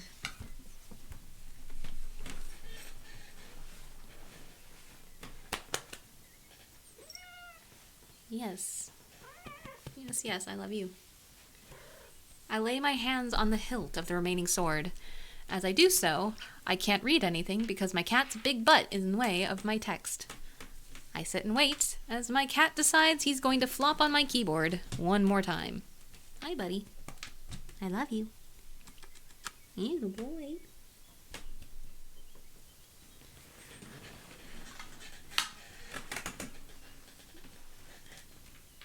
Sweat drops expression is great. Good thing my combat senses are well tuned, right? Have to admit, an ambush rather than a duel. Hello, baby. You're a good boy. I lay my hands on the hilt of the remaining sword. As I do so, I can feel Prince Aurelius's eyes on mine, watching me with approval. Physical combat has never been my forte, but if that's what the prince fancies, then I am determined to give him my best, and hope it will be good enough. Are you sure about this, Your Highness? A pleading note creeps into my voice as I make a last frantic attempt to dissuade him. Yes. Enough talking. On guard. That is all the warning I receive before Prince Aurelius lunges at my person in a whirlwind of shining steel. Taken by surprise, I barely manage to bring my sword up in time to parry the volley of incoming blows. Step by step, the prince forces me backwards out of the pavilion and into the meadow beyond. Combat! That's why we raised our combat first. The sword makes a silver crescent in the air as it arcs down towards my head. I bring my own blade up, angled slightly away. My arm buckles under the impact, but at least my head is safe. Almost immediately, the sword returns, this time thrusting straight towards my heart. I pirouette away. Like a ballerina, pirouette. I pirouette away, heart pounding wildly as I hear the blade pierce the empty air where I had only been a breath ago. With much more luck than skill, I am able to fend off most of the attacks and dodge the remaining ones that slip through my guard. I see a flicker of amusement in Prince Aurelius's eyes. That's not a great sign for me. Suddenly, the tempo of his attacks increased tenfold. Does he have any sense of doing things in moderation? There is no in-between with him. Another series of unfaltering strikes. Sweat is pouring down my forehead, stinging my eyes. I'm getting tired quickly, while the prince is barely even winded.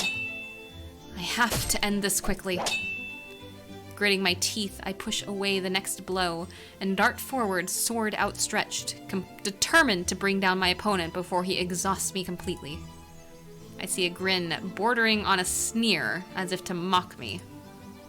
Then there is a blur of movement. I stagger as something slams into me with brute force. The next thing I know, I'm lying flat on my back in the grass, looking up at the blue sky and the white fluffy clouds, breathing heavily.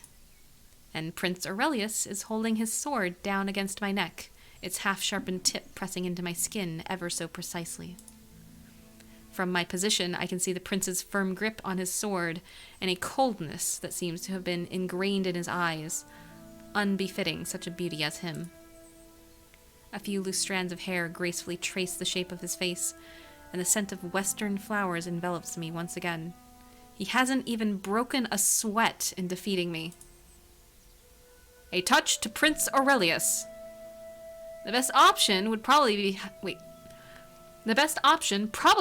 been throwing the sword at his head and retreating. The action might not have been the most glorious thing to do, but it wasn't as if the prince was treating me with extraordinary politeness either. Trying to catch my breath, I close my eyes and calm my mind, feeling a bit annoyed and confused at the same time. Why are you doing this? Prince Aurelius pauses for a moment, thinking. For some reason, I don't expect him to give me a serious reply. I simply wish to make my own assessment of you. Harris helps me to my feet, brushing away the dirt and grass on my clothes. You may be my tutor, but you are only so by the grace of the Lord Regent. I have yet to determine for myself what your true worth is. Harris, show Rosencreutz back to their room. Aurelius looks away, having lost all interest in me at the drop of a hat. This way, please. Worn out with no energy for further objections, I allow him to lead me back into the palace. We make our way to the study side by side in silence. Here we are, Master Rosencreutz. If there's anything else, I shall return. If there is anything... It should be... Oh, nothing, because I'm not fucking reading. If there's nothing else, I shall return to His Highness. A minute. What is it? Did you know? I beg your pardon. Did you know what Prince Aurelius had in mind when he brought me to the garden? Harris looks away, stroking his chin while wearing a contemplative expression. His Highness is right. If you want to survive and prosper in a place as interesting as the Frostdrax Palace, you really should try to improve your swordplay. If you're interested in learning the little tricks of the art that Marshal Garion believes himself too honorable to impart, you can usually find me wandering the palace gardens. You're offering to teach me. Evidently. Ha-ha! Hey, Rob. Thank you for the raid. Welcome, raiders.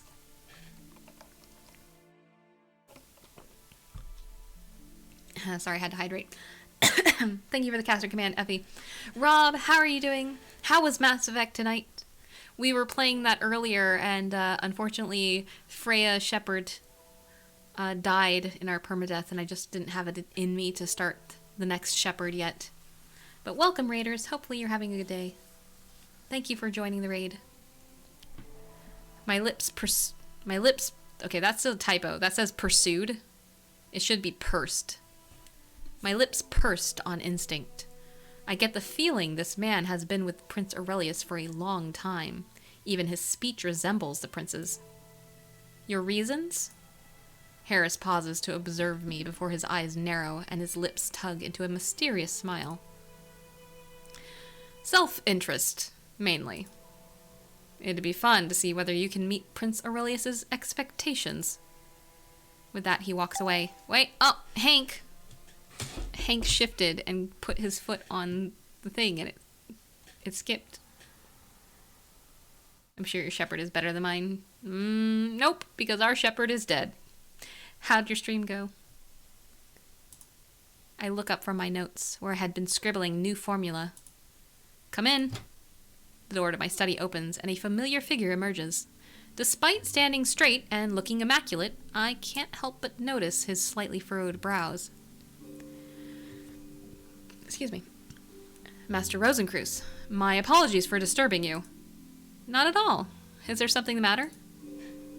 While His Excellency, the Lord Regent, is aware you're still adjusting to life at court, he would like to request your aid in addressing certain complaints. Complaints? Raphael pauses a bit, clearly conflicted. In the days of the late king, Master Rosencreuz, In the days of the late king, Master Rosencreuz, he used to travel the lands to help citizens with their needs. Natural disasters, beasts and bandits, plagues, all manners of things, really. Of course, the princes have been doing their best to keep up with their duties. However, during the past 12 moon cycles, I'm afraid more and more complaints have piled up. The Lord Regent requests your aid. The Lord Regent requests you aid our princes in said duties, Master Rosencreuz. We are aware it might be a lot, too. That's fine. While Raphael must be relieved at my approval, he also seems somewhat surprised. It is? I'm an alchemist of the High Council. While I was summoned here to tutor the princes, it's our foremost duty to help each country advance and prosper. I would be happy if my alchemy can be of even the slightest help. Ah, we got beauty for that. That's nice. The Master of Coins smiles, and I find myself smiling back. Thank you, Master Rosencreuz. Whenever you need funding for your work, please don't hesitate to find me. I will also be taking inventory and keeping track of each estate's income. I hope the information will be of use to you. So now we have missions. Yay! Which can get us money. We still don't have alchemy, which is kind of annoying because some of these require stuff. Heavenly beauty. I wonder if we have enough beauty to do that. I think we should. I think it's kind of a gimme. Hank is not interested in Aurelius, clearly, right? He's like, I'm not here for this one.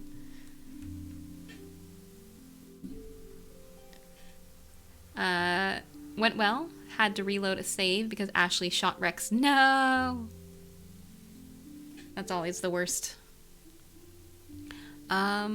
Let's do this one. I think we should be okay.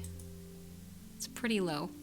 Strange rumors have reached the palace. Farmers residing in the outskirts of the capital were shutting themselves inside their house during the day and not doing any work. They only ventured out past midnight, and reports of their activities suggest that they were suffering from advanced stages of hallucinatory delusion. When challenged, these farmers claimed that they are looking for the most beautiful goddess. Having no desire to countenance the outbreak of a cult, the regent dispatched Prince Serin and I with a company of palace guards to investigate the problem. Upon reaching one of the infected villages, we found it eerily silent. The streets were empty, and the doors and windows of the houses locked, barred, and mothering in dust. Warily, we went up to one of the locked houses and knocked on the door, but the guard captain had to threaten to smash the door down before anyone would open it. Hey, we got a beauty success. Yeah, it's kind of a gimme. The young farmer who opened the door seemed suspicious at first, but after looking at me, he knelt down and began worshipping me. He claimed that I was an emissary of the goddess, and that my outward beauty proclaimed the inward goodness of my heart. Although it was flattering in some way, I was seriously embarrassed. After examining several villagers, I discovered they had consumed crops infected with a tiny but virulent mushroom that causes romantic hallucinations. I was fortunately able to find the ingredients needed to make the antidote potions in the vicinity. If the farmers remember to boil the antidote in the middle of their crop fields at least 3 hours every day for the next week, the mushroom's infection should be eliminated. And we get these nice little cute things. Prince Serin was so happy with our work today, he very gallantly led me by hand to sit next to him at the high table during this supper this evening. It's very sweet. It caused quite a stir in the court. Alright, we're gonna save.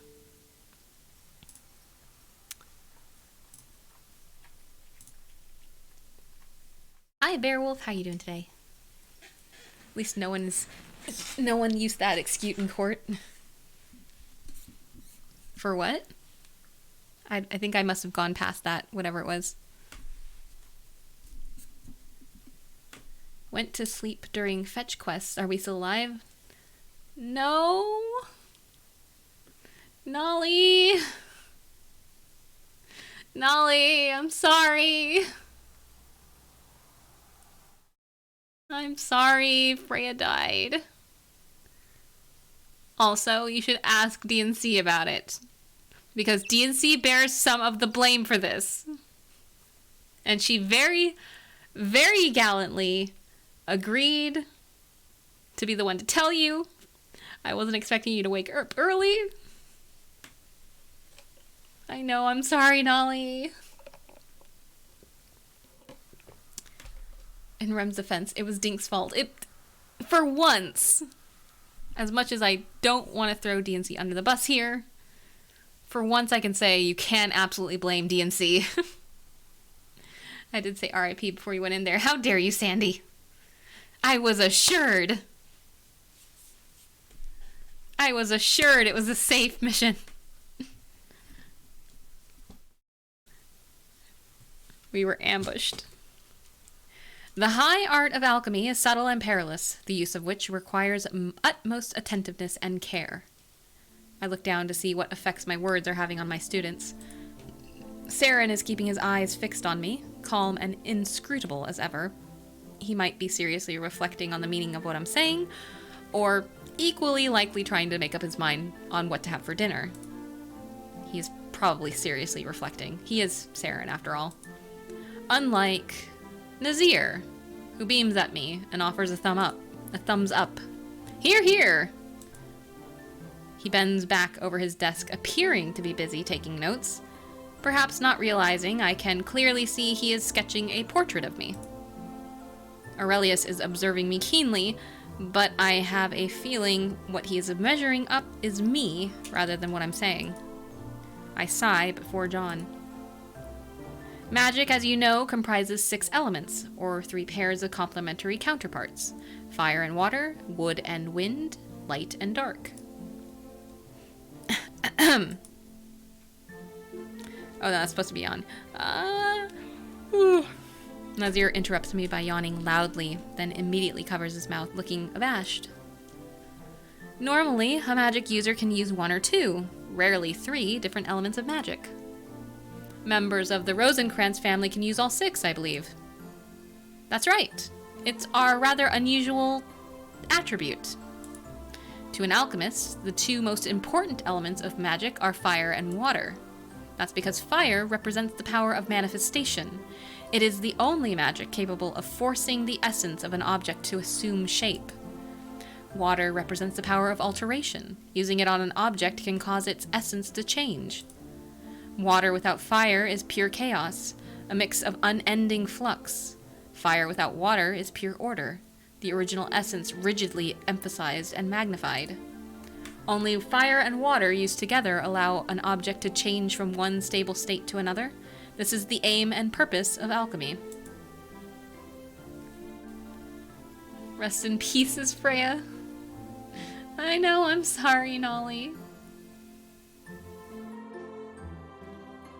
She was born under the bus and molded by its shadow.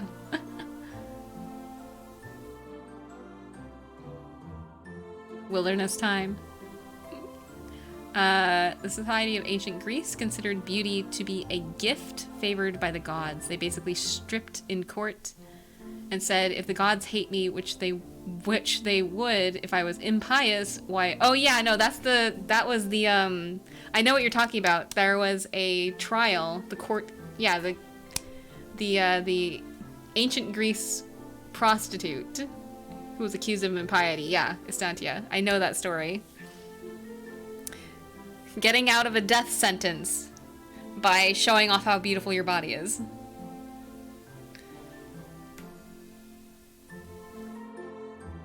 She told you by Discord DM. She's forgiven. Aw. Am I? I'm sorry, Nolly. Please forgive me. Fascinating. Absolutely. However, neither my brothers nor I can use both fire and water magics. Nor can most alchemists. There is, of course, a way to get around this limitation. Do you know what it is? I hold up a vial filled with swirling blue light. Aha. You see? Yes. Then be a good chap and enlighten us with your wisdom, will you? Breaking his neutral expression, I see Aurelius's brow twitching in slight annoyance. It's a magic preservation vial. You don't say! Splendid! Clears everything up perfectly. I press my lips together as I hear the sarcasm in Nazir's chipper voice. It stores a certain type of elemental magic. This one, for example, is a water vial, suitable for Nazir here. Nazir receives the vial hesitantly, as if expecting it to explode. Just screw it open when we want to use it, I suppose? Yes, it's that convenient. The invention of the preservation vials by Harold the Wise is considered one of the most important breakthroughs in the history of alchemy. I thought each vial contains only a small amount of the element. It depends on the size and quality of the vial, but in general, yes, you're right. However, even a small amount of the element is enough to satisfy the requirements for most alchemic formula. Wonder why I haven't seen one of these nifty things till now. Sounds absolutely useful. The High Council has a monopoly on selling preservation vials, which they dole out sparingly. Furthermore, the manufacture of preservation vials is a difficult and time-consuming process, with only fire magic users being able to make the vials. Why is that? Fire is the power of manifestation, remember? So fire vials ought to be the most common, and also the cheapest. I assume vials for other elements can only be created by fire magic users who are affined to other elements. Your assumption is correct.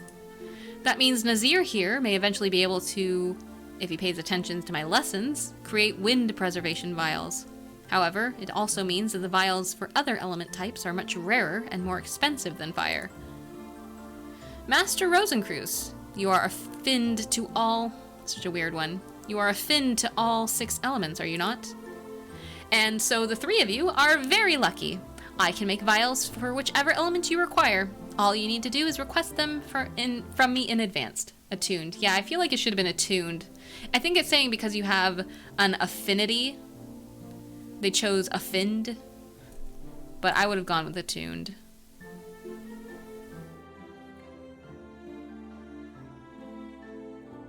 You have other submissions? Alright, good, Nolly. English is hard. Yes, it is. For the moment, can you three please step forward to collect each vial of the element you cannot use? Then let us continue with today's lesson. Alright. Still haven't gotten the alchemy thing open yet. I think we are going to have some intelligence checks coming soon. So we're going to do all intelligence.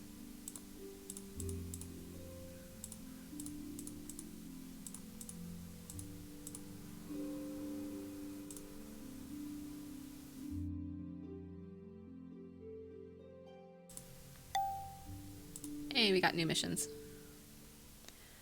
A joy to see you, my dear Alexis.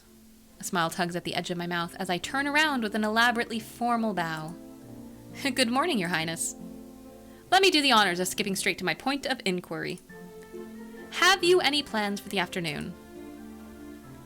As the royal tutor, I was under the impression I am obliged to conduct some royal tutoring. Amo, Amos, Amit, and all that.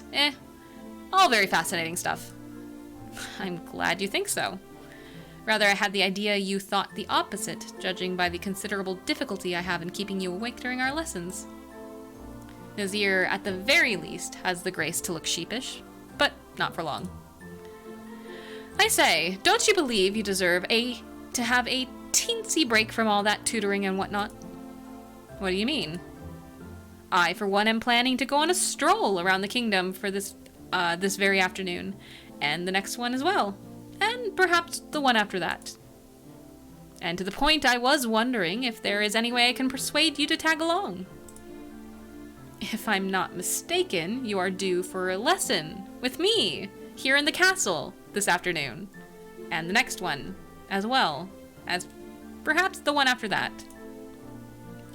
Oh, lessons, castles, afternoons. I'm just about stuffed to the top of the tallest tower with them. Why live in a cage? There is a beautiful world outside of these walls of stone. The palace can hardly be called a cage, Your Highness. More like the lap of luxury, maybe. Even a gilded cage is still a cage, my dear, and I am absolutely determined to break out of mine this afternoon.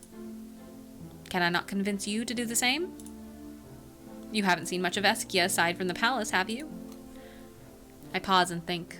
It's true that I haven't really had a chance to see much of the country, being busy with adjusting to court life and tutoring sessions. And despite my better judgment, my curiosity keeps nagging me to go out and see more. Nazir's grin turns mischievous, knowing very well that I've taken the bait. Let me show you around. The meadows around Spellor are covered in blossoms, both snow white and cornflower blue beneath the azure summer sky. And the Spellor village itself may be small and quaint, but is no less ancient, no less hallowed in memory of Eskia than the very palace. And its tavern, where the mead is sweet and delicious and its maidens so pretty and friendly, and above all discreet. Nazir's eyes gleam in delight as I see right through his fanciful words to his intentions. So, are you not tempted? Take the chance to slip out of your cage, too. Just for this afternoon, of course. What harm could it possibly do?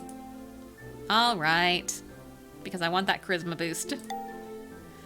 Against my better judgment, I'm inclined to take you up on your offer. Splendid! You'll not regret it. Not soon, anyways. I'm already beginning to have doubts about my hasty decision. So do they all work better at different times of day? Nazir seems to get more points at the end of the day. I have no idea. I think it's random, but maybe. Also, it's supposed to be like over a week, but it's only like 3, so. How tight does that shirt have to be to show off all that muscle definition? Listen, they've invented spandex. Just for Nazir. I'm already beginning to have doubts about my hasty decision. Before I can gather my thoughts, Nazir has seized my hand and is taking me along the hallway towards his room. Just give me a minute or two to pack my things and we'll be on our merry way. I know a little passageway not far from here that leads to a small, unused postern gate that we can most definitely use to slip away from the palace through. No one needs know we left, or when, or why. No one, you say. Turning a corner, Nazir skids to a halt before Raphael, who is suddenly looming in front of us, arms folded and frowning. Raphael, my dear chap, fancy seeing you here. You sound as if me being here is to your detriment, your highness. No, not at all. Your appearance simply took me by surprise. And my friend here too. Eh? My mind races as I attempt to hide behind Nazir out of sheer embarrassment. Damn it, Nazir, I see you are as good an influence as Taro. Hi, Richie, how you doing? Good morning. Just what was I thinking?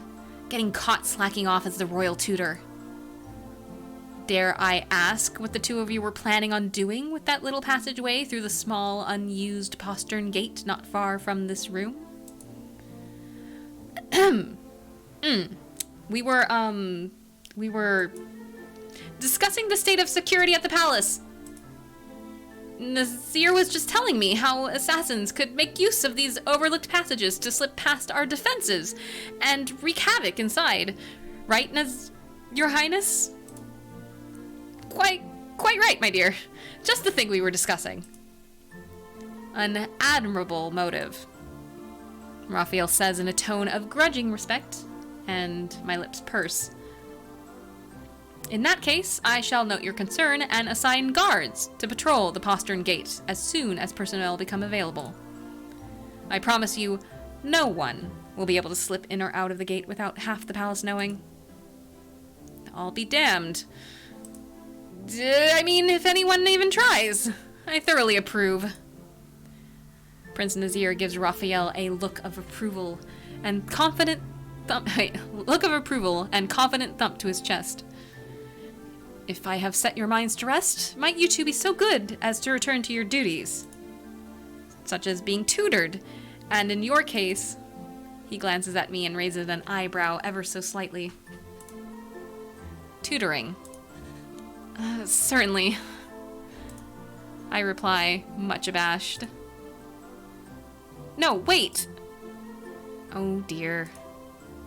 I just remembered that I, left an item of considerable value in the postern. Why would your highness be so good as to allow... Wait, would your highness be so good as to allow his servants to retrieve it? I'm afraid I cannot. The item is deeply sentimental to me, you see, and I would be loath if anyone were to look upon it. I take it you... I'll be right back! Quick as a breeze, he slips past Raphael, disappearing rapidly into the stairs in the direction of his room. Good day, your highness. Raphael sighs and turns to me. You shouldn't be influenced so easily when finding yourself in a new place. Sorry. It's just, well, Nazir. Yes, he has that effect on some people. With a face of great understanding from years of experience, he smiles and pats my shoulder consolingly. He sent us to horny jail.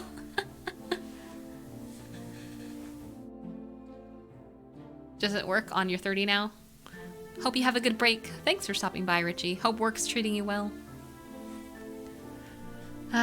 We did get bonked. Back to Amos, Amit, and all that, eh? Yes. All very fascinating stuff. Feeling more chastised than I would like, I hurry back to my study to prepare for this afternoon's lessons. My face burns bright and fiery crimson, thinking back on what had just transpired. I can now take stuff on charisma, yay. Which is good, because we fucking need it. Alright, what do we have? We can't do this one yet, because we have to raise their stuff more. That's why it's kind of grayed out. We haven't opened up alchemy yet, so that's fine. Let's take some charisma.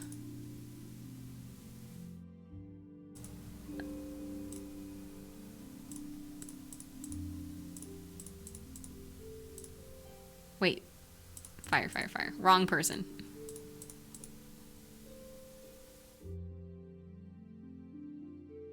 Yes.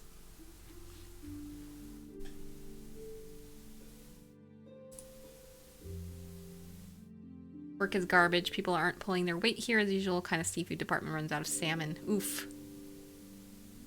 When do you start your new job? This morning, I am walking along the hallway on my way to class when... Ugh, this is the worst way to start the day. A servant is cursing loudly as he's moving several buckets of water up the stairs. To the kitchen, I presume. Do these nobles really taste the difference in the water? Or why we have... Do those nobles really taste the difference in the water, or why do we have to do this? That's such a weird ending to that. He must be transporting fresh spring water. I have heard of some aristocrats who only accept the finest of water to be used for their meals. I didn't know those existed in Eskia, too. Maybe we can cleanse and enhance the fountain water to have the same taste as spring water. That surely would be making the life of the servants easier. It would be good for the princes to learn alchemy through practical use as well. Now we can do alchemy. Yay! A shame about that fop Nazir. Fop? Is he referring... Wait, oh, that's us. Fop. Is he referring to Prince Nazir? And is he calling Prince Nazir by his given name?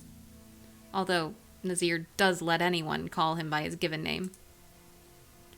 You're gonna go lay down for a bit? Alright, no worries, Bear. Enjoy your rest. You start on the 3rd. Alright. Absolutely useless. A waste of breath.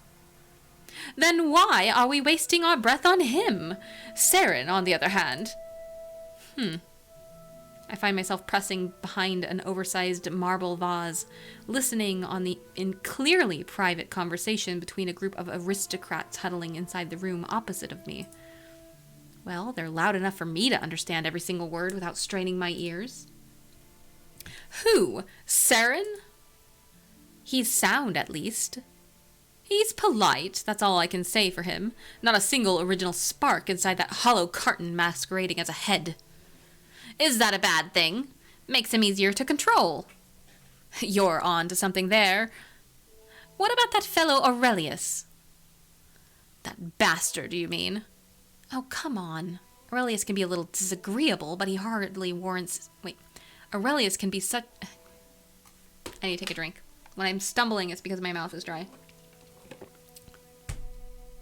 Oh, come on. Aurelius can be a little disagreeable, but it's hardly warranting such an insult. He has many original sparks that you can... He has as many original sparks as you can want and more. Rather strong personality, very brainy. Let's all be absolutely honest here. He would make a strong king. Yes, and if we are being absolutely honest here, a strong monarch is the last thing any of us wants. Aurelius? If we have Aurelius on the throne, we might as well hand over our estates to him and be done with it. True. Maybe the regency isn't such a bad thing. Shame it can't last forever. Well, call me old-fangled traditionalist, but I prefer someone actually related to the king administering from the throne. You old-fangled traditionalist, you. The group breaks into raucous laughter that is grating on the ears. No, really, if you think about it, the Lord Regent's blood is as common as they come. From the same sewer the late queen sprang from. From the same sewer? Disregarding their contempt for the princess's deceased mother, does that mean the Lord Regent was a relation of the queen's, rather than the king? Did the king not have any brothers? Or cousins, even? Just what sort of inheritance laws governs the succession of Eskia? A decent person, though, the queen. Yes, but common as mud. We can't have everything, my friends. Better a regent than a king. Better a king than anarchy. Is that what you call our days of liberty? Anarchy? Sometimes I wonder if it might not be better for us if our late lamented king had, well, not been born. He unified the realm, stripped our rights, changed our ancient laws and customs, and he just went and died on us. Frightfully irresponsible of him. Sometimes I wonder if it might not have been better if we... Wow, this is way too many amendments to this sentence. Sometimes I wonder if it might not be better for us if we abolished the monarchy altogether. Just over 20 years ago, we were free men, sovereign lords of our estates. Now we are subjects to the crown. Subjects to the crown, huh? Who's there? Oops. Seems I accidentally voiced my thoughts out loud. Good afternoon, gentlemen. I was just passing by and I couldn't help overhear. Oh, it's Master Rosencruz. You grace our unworthy selves with your otherworldly presence. Please do not allow us to sully your august self a moment longer. We humbly crave your pardon to take our leaves. Sticking their noses straight into the air, the three aristocrats march away, sneering down at me from the corner of their eyes. What was that about? How dare they? They are meant to be bae. We're going after Serin, Richie, by the way, because Aurelius is hard. The Lord Regent is the Queen's brother, not the King's, and in the words of the second aristocrat, common as mud. The kingdom was unified less than a generation ago, and its current laws are barely older than I am. And the nobility is restive enough to be discussing revolt in open air. Yes, he's hard, all right. Richie, please.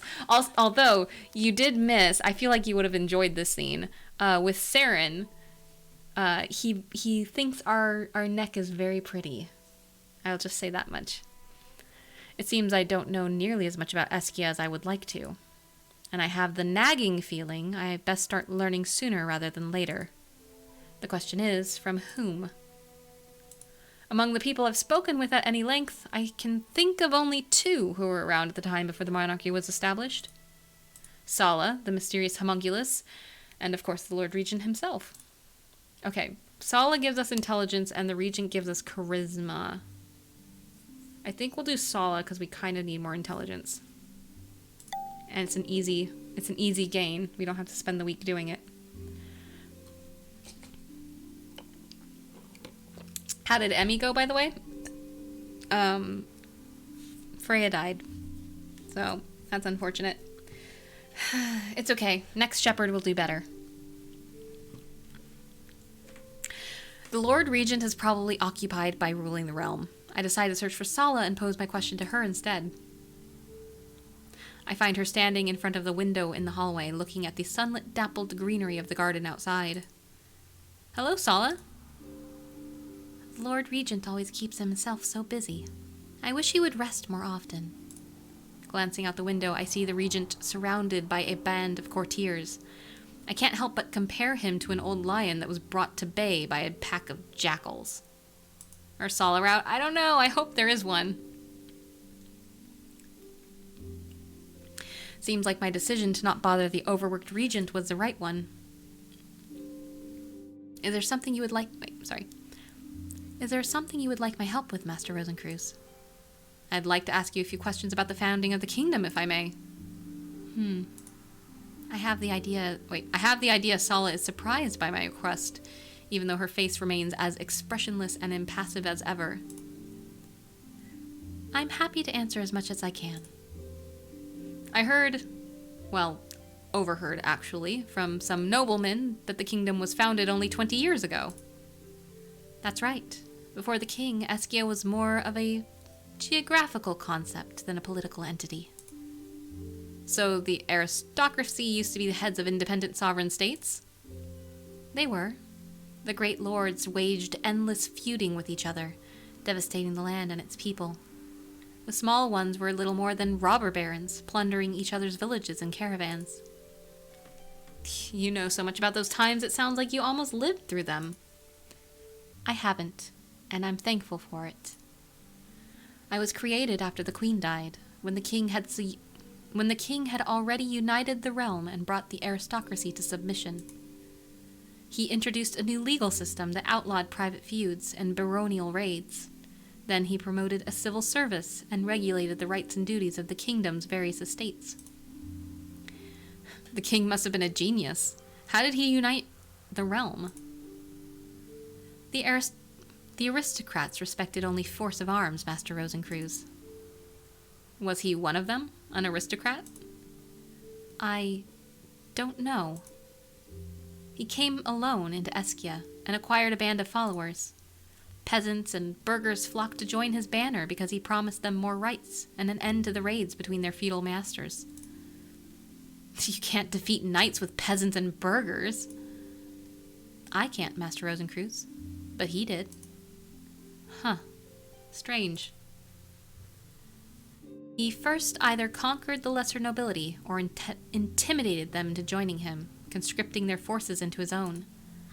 Then he took on the great dukes, taking advantage of their deep-seated hatred for each other to defeat them one by one. By the time they recognized the threat he posed and banded together against him, it was too late. Their united army was unable to be coordinated, and the king decisively defeated them at the Battle of Westbrim 20 years ago. Finally, he forced them to swear fealty to him on that field of battle, which marked the founding of the kingdom. Impossible! I beg your pardon? The proposition is historically ludicrous. A hero, without an established power base, appearing out of nowhere, unheard of and unasked for, gaining the support of the common people, defeating local lords, and making himself king? That sort of thing only happens in fantasies, never in real life. But it did. Apparently. Even for a genius, the king's rise to power is a little too meteoric to be credible. There is more behind his success than Sala is either able or willing to tell me. Well, let's leave it at that. What happened after the kingdom was founded? Not every great lord had submitted, and many of the robber barons remained as rapacious? I think it's rapacious. As rapacious as ever. The king had his hands full reducing the rebels' base, hunting down the unruly nobles until they had all either knelt or been hung. He established the Eskian Guard for that purpose, and led them on the most dangerous campaigns and expeditions. His wife died around that time, didn't she? Yes. He didn't have much time to grieve, even though I know that he mourned her passing deeply. How do you know? I thought you said you were only created after the queen had passed away. The king is a caring and kind person. He would have been deeply saddened by the loss of the one he loved. I'm sure he was. Having gotten information I was looking for, I cast for a way to politely end the conversation. Thank you for taking the time to answer my questions. I'll not impose on you any longer. Good day, Master Rosencruz. Sala curtsies towards me and returns to the window. In the garden, I can see the Lord Regent still trying to feign off the ring of noblemen encircling him. And now we got some information about Sala. Burgers. Sounds like this takes place in the Mount and Blade universe. I don't know what the Mount and Blade universe is, but possibly. We don't have that much money. We will need to make this one eventually, but it's not for quite a while. Hold on. Let's go see what missions we have. We can do that one, and it doesn't really require anything from us. This one needs us to make herb soup. And I think we also need more intelligence. We do. So let's do that first. Intelligence. And we'll trade up what they're learning.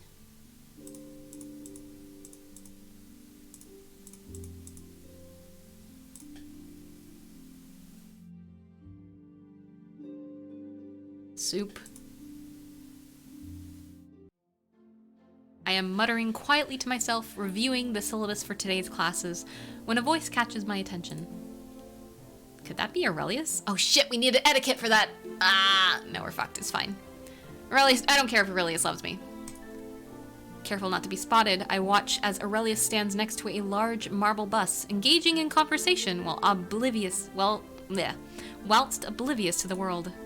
His conversation partner, however, remains half hidden from view behind the bust. Neither of them have noticed me, nor does it seem like they will. Unable to help myself, I peer more closely at the two. Sala? Long hair flashing in sunshine, sharp-tipped ears tucked underneath, a gentle expression that calms the soul. There's no mistaking it. The woman he's speaking to is Sala, my personal servant. Also, he's smiling. Can you believe that? He's smiling. He won't smile at us. How dare he? Mountain Blade is a game where you can recruit farmers and shit and end up forming your own kingdom and taking out other kingdoms and lords with a small army. Ah, interesting.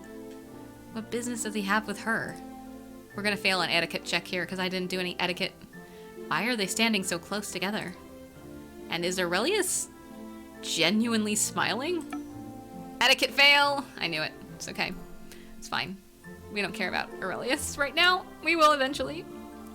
I wonder what they're talking about. Oh, I might need to build up etiquette for the library thing too.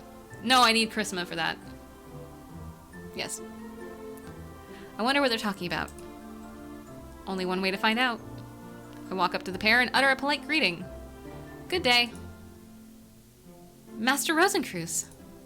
The duo turned toward me, Sala smiling. Aurelius, not so much. What do you want? Snarking at me the moment he sees me. If it was anyone else other than Prince Aurelius, I would have deemed this event suspicious. Nothing in particular? What are you two talking about? Please excuse me, Your Highness. Master Rosencreutz wishes to discuss matters with you, so I will bid my adieu and be out of your way. You're not in the way. Sala merely smiles again and curtsies gracefully. In a delicate fashion, she then turns and walks away, leaving me gaping wordlessly after her. Sala is just that nice. She can make even him smile. I know, she's sweet. Well, I hope you have better... Sorry, I missed it. Something... Wait, I can go into history. Well, I hope you have a good reason for interrupting us. Sorry, I had no idea. I was only wondering why Sala was talking to you. She asks about how I am sometimes. It's nothing out of the ordinary. A servant, not assigned to a prince, casually asking after his well-being is something out of the ordinary. Said prince replying to and even being friendly with the servant is even more out of the ordinary. And that prince being Prince Aurelius of all people makes it the most out of ordinary event I have seen. Needless to say, I keep those thoughts to myself. I don't need to be engaging in another sparring match. So that's why Sala left so quickly. She doesn't want her personal concerns toward the prince to be widely known about the palace. Aurelius, on the other hand, doesn't look like he cares all that much. Sala has been working in the palace for as long as I can remember, and she has always been a caring and devoted companion to my brothers and I. I wonder how old Sala actually is. She doesn't look much older than Aurelius, but from what he said, she must at least be old enough to be his mother. It's amazing how Homunculus's appearance can stay the same, no matter how much time passes. An envious trait indeed. I see. Do you now? Good.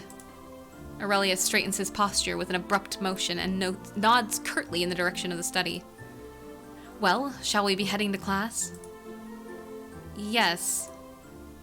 Side by side, we walk into the corridor in silence, not exchanging another word along the entire way there. Hey, you got more info on Sala. You ship Sala and Aurelius. I think Sala is probably going to end up being more of a mother figure, considering apparently she's been around since he was a child.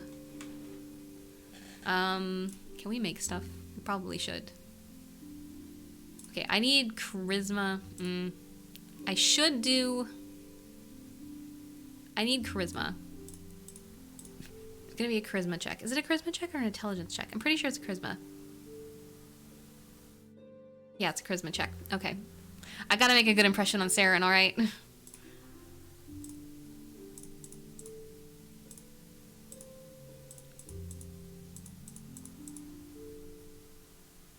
And then I should probably do a mission next time.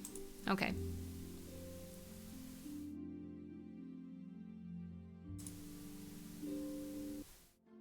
Finding myself unexpectedly having a few moments of free time, I decide to head to the palace library. Good, okay, I knew it was coming up. This one.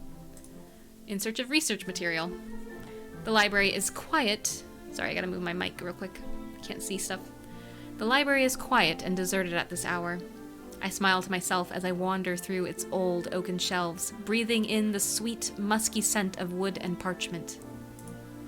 As I approach the back of the library, my eyes are caught by the sight of an elegant figure slouched on a chair inside an alcove tucked between two shelves. It's an interesting game. It's on Steam. Yes, it's on Steam. Royal Alchemist. Prince Serin is reading a formidable-looking tome, his brows creased in a deep frown. As I look, his mouth soundlessly forms a few words, and he shakes his head slowly. I take a step towards him, a greeting beginning to form on my lips, but then I draw back again. The prince's attention is wholly devoted to the book. I would not...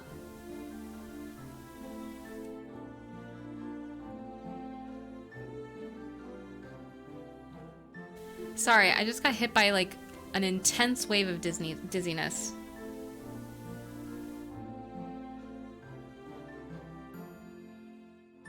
That was weird.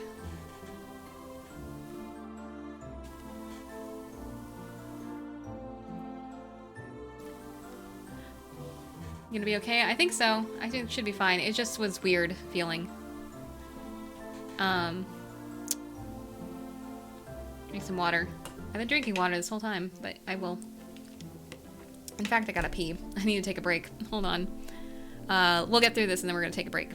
Actually, we'll probably eat. Or not eat. I was reading Sandy's comment. We'll probably end soon.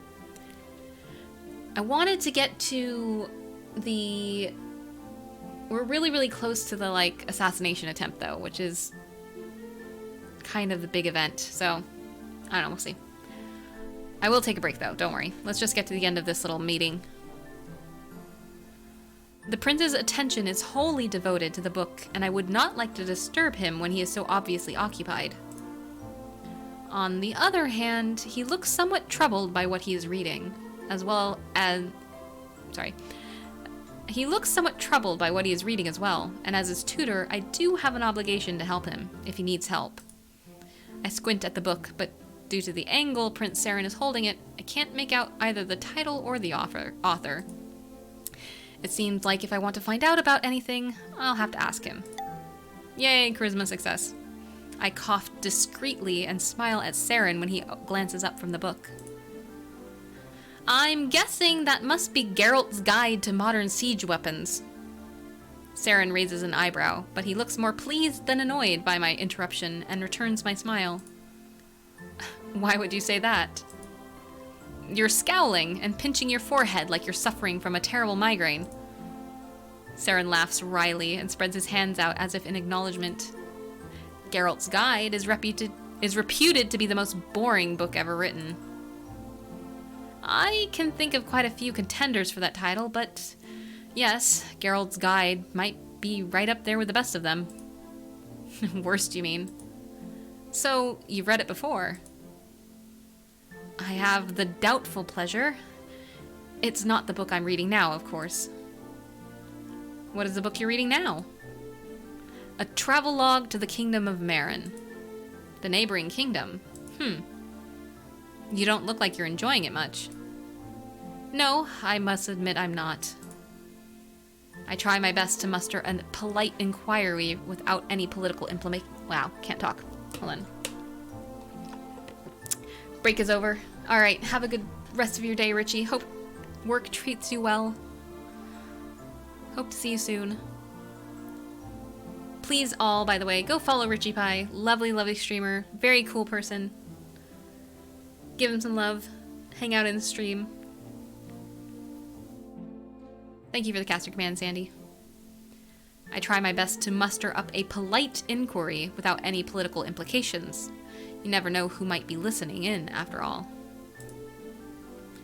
Why? Are you not fond of Serin's landscapes? Prince Serin hesitates the briefest moment before making his reply, and I have the feeling he is choosing carefully what words to say as well. I've never been there before, so... His reply clearly did not answer my question, but I refrained from pressing the issue.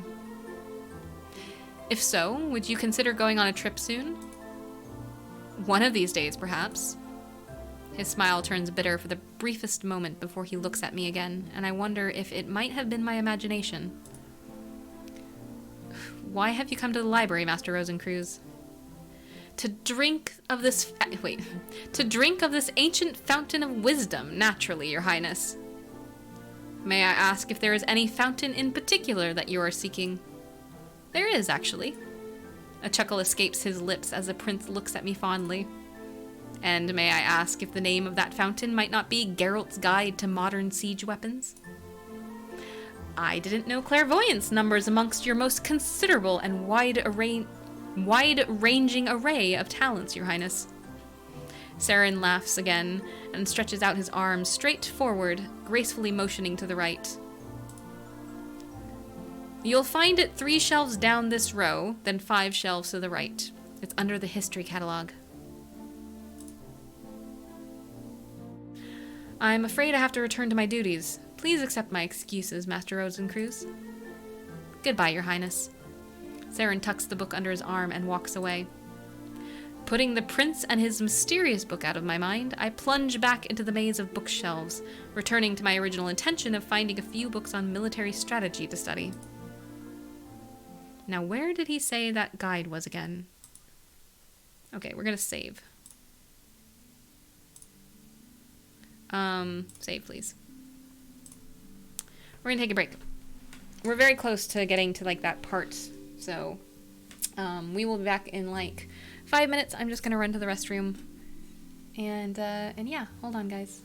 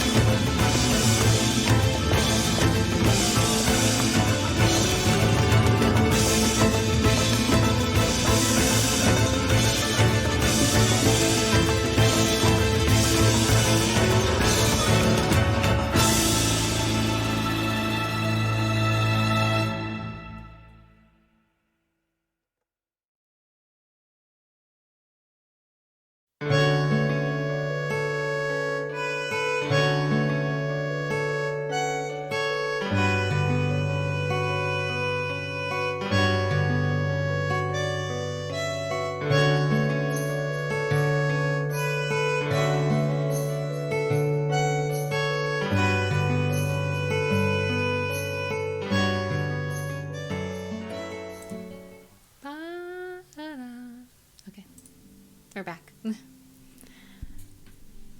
Thank you guys for sticking around during the brief break. Alright, we're gonna keep going. I feel better. A little bit. I think I'm just tired, so I'm probably gonna be ending soon, but yeah. Beyond the assurance of my well-being and hopes that they are similarly of sound mind and body, my half-written letter sounds contrived. I imagine that great travels naturally breed great stories, but my blank paper mocks the very notion. Since my last letter, the state of Eschia, the princes, and even my own work holds nothing noteworthy, but my last correspondence was aeons ago. I fear they will worry for me. So I think I missed the part where I was supposed to say that we're writing a letter to our family. I sigh in relief at a knock and set my pen aside, grateful for the distraction. Come in. Good evening, Master Rosencruz. Raphael steps in, closing the door behind him. A creased frown reveals troubled thoughts before he quickly returns to his usual impeccable demeanor. Raphael, what brings you in here this evening? He clears his throat delicately. It concerns next week. Have you been informed of the upcoming events? I raise an eyebrow. Only Raphael himself and Sala update me of the weekly happenings, and seeing as the latter has yet to mention anything... No, I'm afraid I've heard nothing.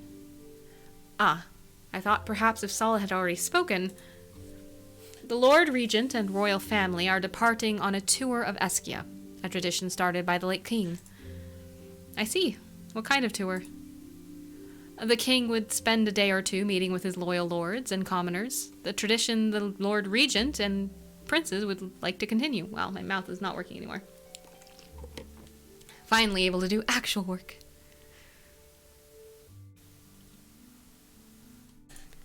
I nod, thinking back to the unfinished letter.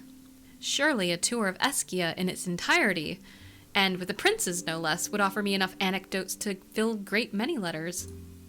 Yet on the other hand, without the prince to tutor, the day would be mine to do with as I please.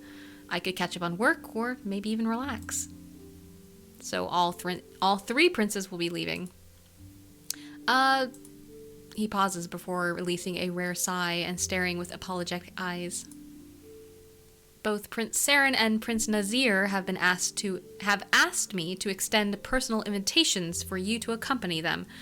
But between the two of them, Prince Serin was the one who offered first. I was on my way to you when Prince Nazir spoke of his offer without giving me the proper chance to tell him that his brother had already made one. I smile and raise my hand. He stops mid-sentence, looking abashed. Don't fret, Raphael. I understand and will explain the situation to the princes. Almost imperceptibly, Raphael's stance relaxes. That is appreciated. Though, at the risk of complicating things, I fear they have slightly different itineraries. You shall have to decide which one to accompany. He pauses. That said, I would encourage you to go with whomever you choose. I believe the fresh air would do you some good. He looks a bit concerned, and for a moment I feel as if I'm being chided for working too hard, or avoiding the fine weather. What of Prince Aurelius? I am far from surprised that there's no invitation from him, but Prince Aurelius's plans still pique my curiosity nonetheless. Actually, Prince Aurelius usually joins his brothers a bit later. I looked at him for further explanation, but he offers nothing more. I simply shrug. Best not to pry. Thanks, Raphael. He gives a small bow, thanking me again, before taking his leave. Let's see. Who should I accompany? We know who it's going to be. It's going to be Serin, because that's who we're going for. Although Prince Serin has proven a model student and a joy to tutor, we still have not had a chance to speak in a less formal setting. This shall be the perfect opportunity to familiarize myself with him and observe... Wow. Water. It shall be the perfect opportunity to familiarize myself with him and observe him amongst the common people. Turning back to my desk, I complete my responses to the princes and set them aside. For now, the letters to father remain half-written. I can only hope that the events following these next few weeks change that fate. Alright, so now we can do alchemy. Well, not now. We could do alchemy before, but I kind of want to do a mission before we do stuff. Let's do the in memorandum one. Although I kind of want to raise my stuff. Charisma. Combat. I really need more combat. And I really need to raise up my etiquette. I don't know what I need to do before we go see Serin, though. I think it's charisma.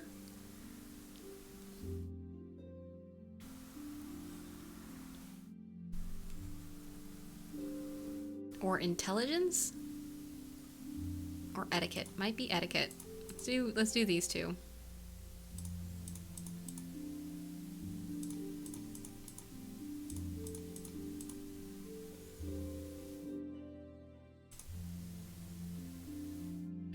I really need to do some missions so I can get some more money. The palace has become increasingly silent in the days preceding the grand tour. The nobles, courtiers, and pages that normally crowd the pillared halls and marbled chambers are all but gone. I imagine they have all returned to their own castles and fiefs, prepping to host the royal families should they choose to make a visit. Raphael explained that the tour was considered a holiday for the maids, cooks, and other palace servants, as almost no one remained to make meals for or tidy up after. Everyone may use it to return to their families, only to join them on the streets of their little hamlets and burgs, excited to catch a glimpse of the same royals that they otherwise attend to. But perhaps there is some worth in seeing the familiar from a new perspective, or with different company.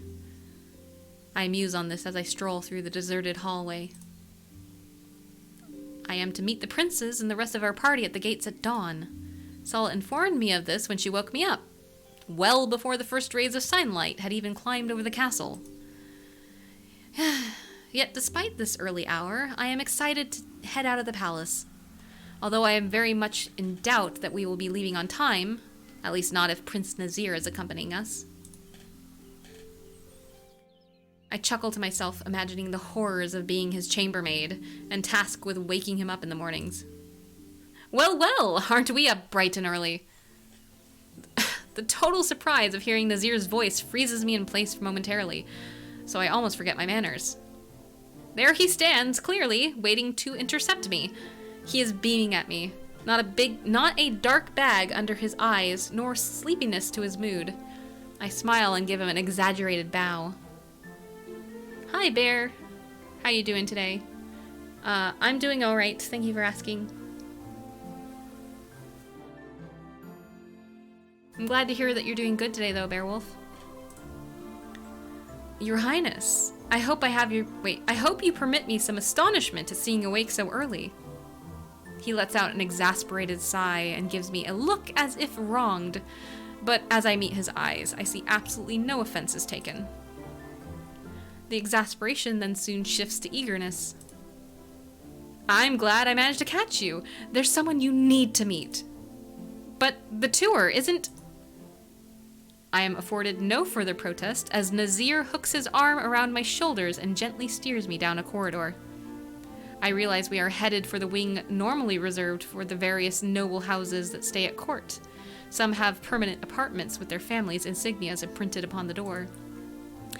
Right now, they are almost universally empty, locked, or closed, their occupants having returned to their holdings. This way. The chamber he leads me to, a small one in the corner, is clearly still occupied, and the door is slightly ajar. I glance at the house sigil and frown, attempting to remember my Burke's peerage. A recent arrival, House Youths, yes? How knowledgeable, as expected. If I recall correctly, this minor border fiefdom should have been too small to have a presence at court, at least under normal circumstances. However, it appears they have established themselves as ambassadors to the neighboring kingdom of Marin. Why would Prince Nazir desire, almost excitedly so, for me to meet them? At first, the apartment seems empty save for a few chambermaids, then a voice calls out excitedly from the other end of the hall. Nazir, you're back! For a moment, I mistake the voice. Oh, I should give her a slightly higher voice because she's kind of young.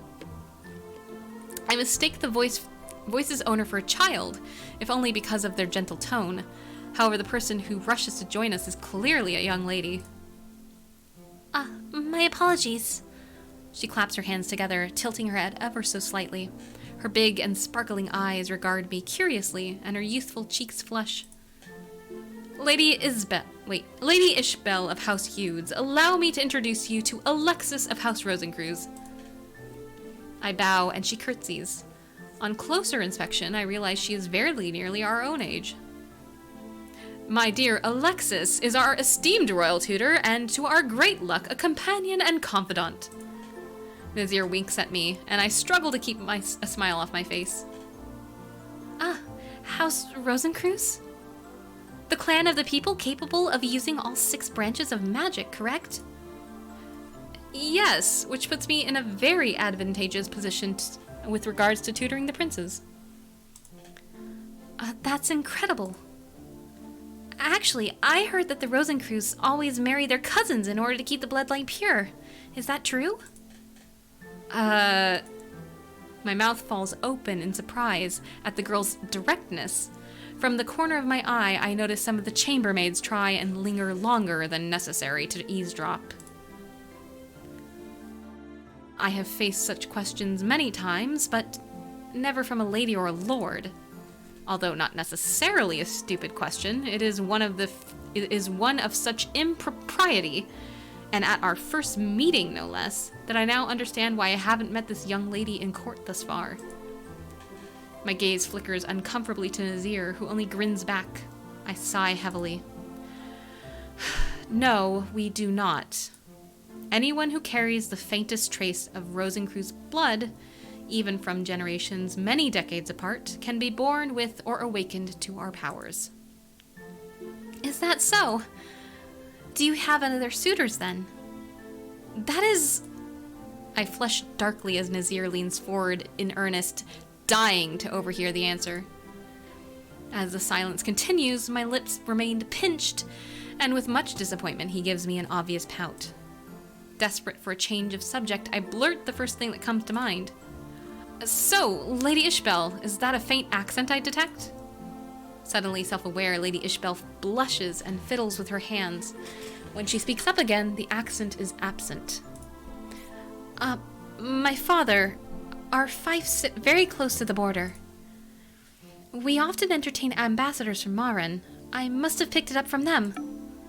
Aw, my intelligence failed. No, it's fine. House Hughes is known for its close connection to Marin, so it makes sense. I seem to have succeeded at making her self-conscious enough to drop the subject. It's difficult, but I managed to hold back a relieved sigh. House Hughes is so great a distance that, alas, we shall be unable to visit. Luckily for us, Lady Ishbel came herself and will remain here for the time being. I see. How thoughtful of the prince to still include you in this tour. Lady Ishbel blushes with delight and shares a look with Prince Nazir that I am not entirely sure how to parse. Speaking of inclusion in the tour, look who's up and about. Nazir looks over my shoulder, and when I turn, I spot Prince Aurelius walking swiftly down the corridor. He does not seem overly pleased to see us, and hesitates for a moment as if deciding on the means to elude us. Yet, since his only options are to pass or retrace his steps, he continues forward. After standing on her tiptoes trying to glance over my shoulder and failing, Lady Ishbel steps aside and gasps when she sees the prince. Prince Aurelius! Good morning! I slightly frown at the volume of her voice. In the corner of my eye, I notice the chambermaids lingering about once more. The palace's servants are so idle today. I should put them to work later. Your Highness? I bow my head, and Aurelius returns it, pointedly avoiding Lady Ishbel's greeting.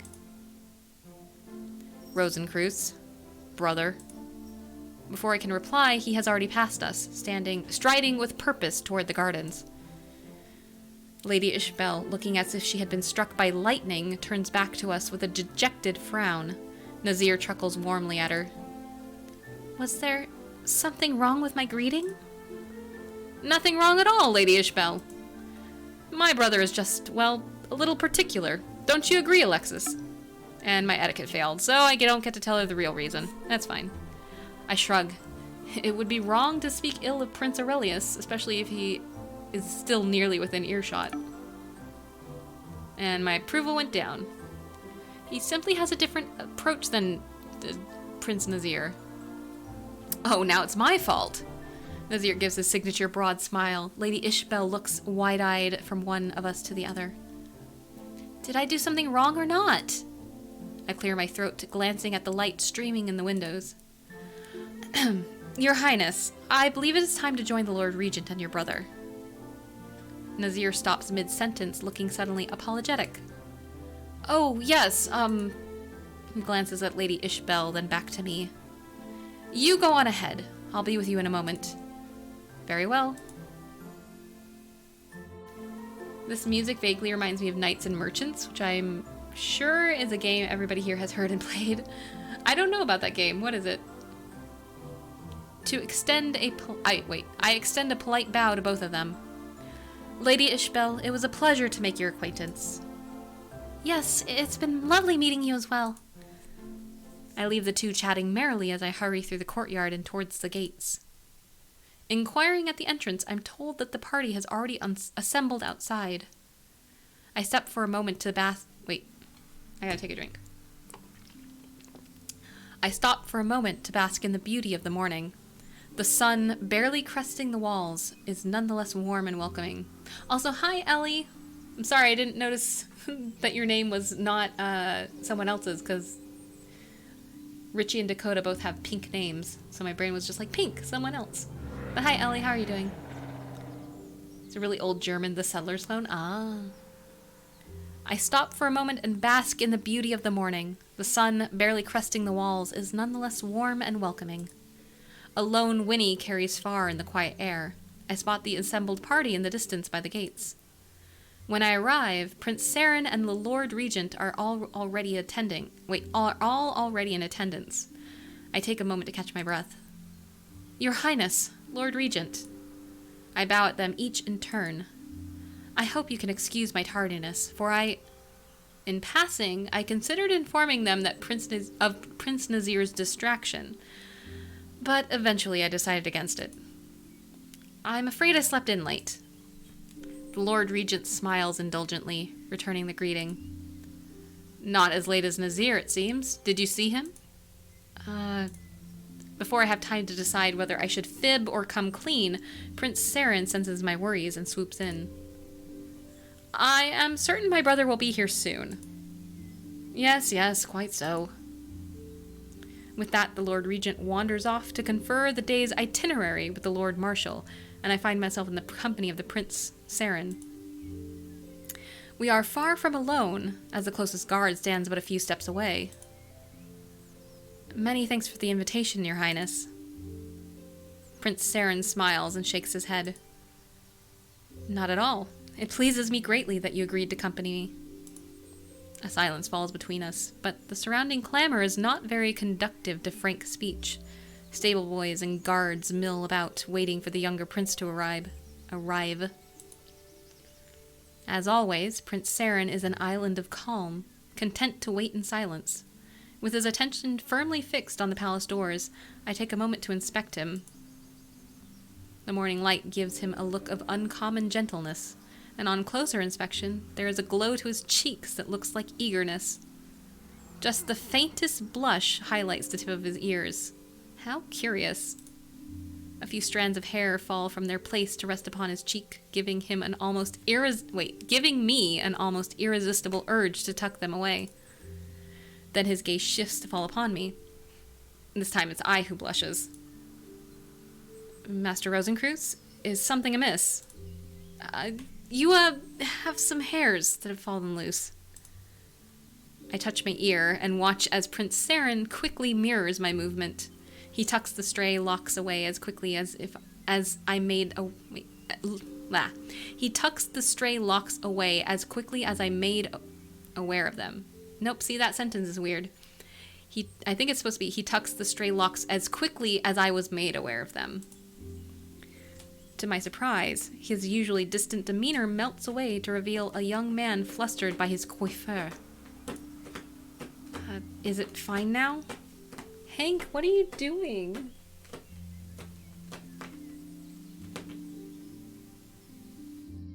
Have you finished combing the carpets? Do you want out? Is it fine now? It's perfect, Your Highness.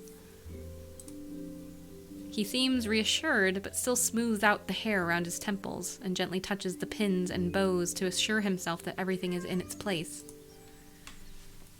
I gotta let the cat out. Come on, let's go.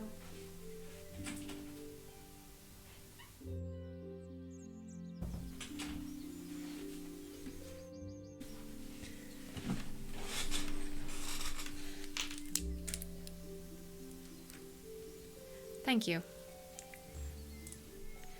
I doubt anyone but me would have even noticed. It was but a small thing. I appreciate you keeping an eye on me nonetheless. He smiles, glancing down at his clothes. I trust nothing else is amiss? No wrinkles, no unseemly spots? I chuckle in surprise at the prince's sudden relaxed attitude. I make a show of checking, but it's obviously that he is otherwise impeccably attired. Not a wrinkle in sight, Your Highness. He nods, shifting to be slightly more serious. I must admit that I was afraid that I myself would be late. Oh? Yes, I had some difficulty getting up this morning. I tilt my head, but see not even a hint of bags underneath his eyes. Skeptical, I raise an eyebrow. Late night? Are you secretly more like your younger brother than I thought? I meant it as an innocuous jest, but my words strike a nerve that unsettles his eyes. Recovering in a snap, he shakes his head, and his smile returns. I read for far too late in my chambers. I nod. Of course Prince Serin is hardly the type to stay up late carousing like Nazir. I've often caught him spending time in the library, after all. What reading held all your interest so well? Serin smiles, but I can almost sense a brief openness retract. Nonetheless, his reply is both polite and tactful. As the Crown Prince, I can always learn new things to help my people. Of course. I mumble. Just then, several heads turn toward the entrance. Prince Nazir appears, accompanied by Lady Ishbel, who is still speaking animatedly. Let's get mounted. We are late enough as it is. The Lord Regent, despite his gruff demeanor, seems to be in an uncommonly good mood, and exchanges a few pleasantries with Nazir. Master Rosencreutz, may I assist you? Prince Serin has brought my horse while I was distracted, and stands next to it holding the reins tight in his hands. Thank you, Your Highness. With some assistance, I am soon mounted and feel rather pleased with myself. Even if this is all I learned of the prince today, I've gained some insight more than are all of our lessons combined. Wow. Are we going to be in a carriage again, I assume? Not yet. We are on the horse. At the end of the tour, I return to my chambers exhausted. That whirlwind of a day drained the life out of me, and all the thousands of faces I met are slowly blurring into one. Reusing assets is big and clever. It is pretty clever. You're doing okay? Going through fun opiate withdrawals right now. Oof, Ellie, I'm sorry. That sounds really rough. The palace quickly returns to life.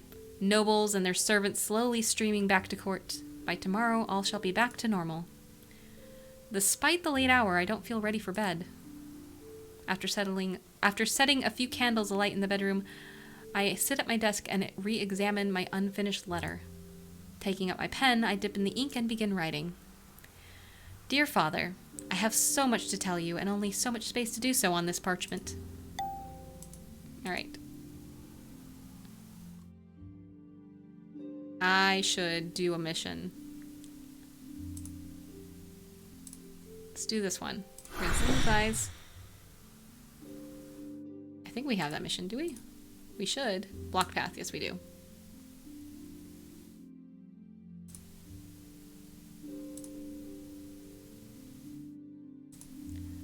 how to be able to synthesize these. That's what's really weird to me.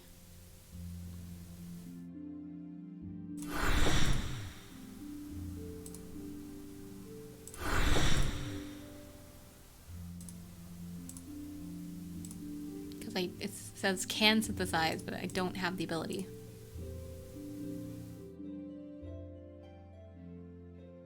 Maybe it takes something? Fire and darkness. Oh! Oh! I have to train... Fuck, I need to train... Okay, I don't need these right now, but that's how you do it. Okay, I need to train someone in multiple. It can't just be the ones that they're being trained in. Okay, I get it, because only one of them can do it. They can't do it together. Okay, I got it. I figured it out. A landslide has blocked off the caravan route leading to the remote mining town of Zelfos. In result, the kingdom was left without access to its most crucial source of iron and copper. Since Zelflos falls under the jurisdiction of Prince Aurelius, the regent has assigned him a company of guardsmen carrying alchemic bombs as demolition charges. Their mission is to clear away the landslide and make the road open for travel again. The prince and his escort are due to set off today, and at the last minute, he abruptly asked me to accompany him. We were able to make good speed on our journey, reaching the site of the landslide by early evening. Under Prince Aurelius's careful eye, the guardsmen set off the bombs in well-spaced and well-controlled demolitions, slowly but steadily blowing apart the debris left by the landslide. Soon, most of the road was cleared and our job almost done. That's when disaster struck. Eager to finish the job quickly and go home, one of the teams set too many bombs as demolition charge and ignited them too quickly. At first, nothing untoward happened. The remainder of the debris was destroyed, and there were even a few cheers. Then an ominous rumbling sound came from the cliffs towering above us. Summoning up all of his water magic, Prince Aurelius was able to manipulate the current of the river below. Retracting instinctively, I summoned up wind magic, magnifying the force of the blast of the water he unleashed. Together we were able to create a powerful torrent that swept the guardsmen out of harm. It was a miracle that no one was killed or even seriously wounded by the second landslide, even though most of our work that evening had been undone. We get him yelling at people. Prince Aurelius gave the men whose recklessness had caused the landslide a severe tongue lashing. However, I couldn't help but notice that he thoroughly examined everyone to make sure no one was badly hurt. I thought that was surprisingly kind of him. Then he quickly disabused me of this notion by ordering everyone to begin clearing away the second landslide, telling us we would work through the night if that's what it takes. So we got more income now from his domain. I gotta take a drink, hold on. We're gonna fail an intelligence check here, because I didn't bone up on my intelligence, and it's fine. It's okay. You learn something once. I forget what, though.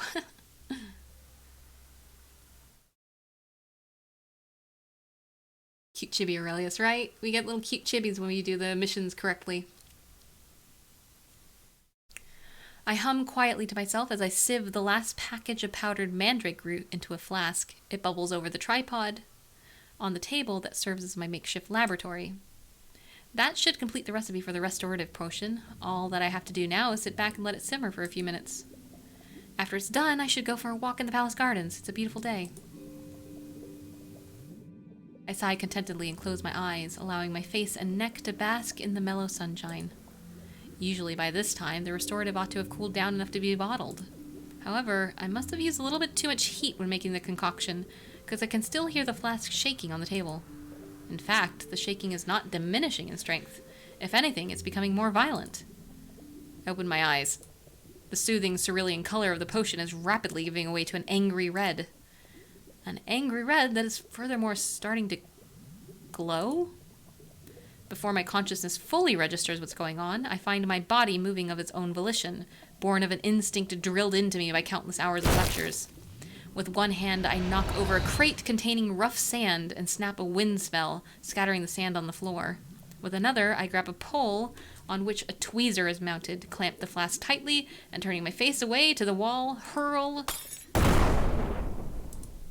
My eardrums feel like they've been shattered by the noise of the blast. But curiously, the explosion doesn't seem to have caused much heat or light. Cautiously, I turn back to examine the study. The flask exploded in mid-air, shattering the glass into mostly harmless grains of fine dust.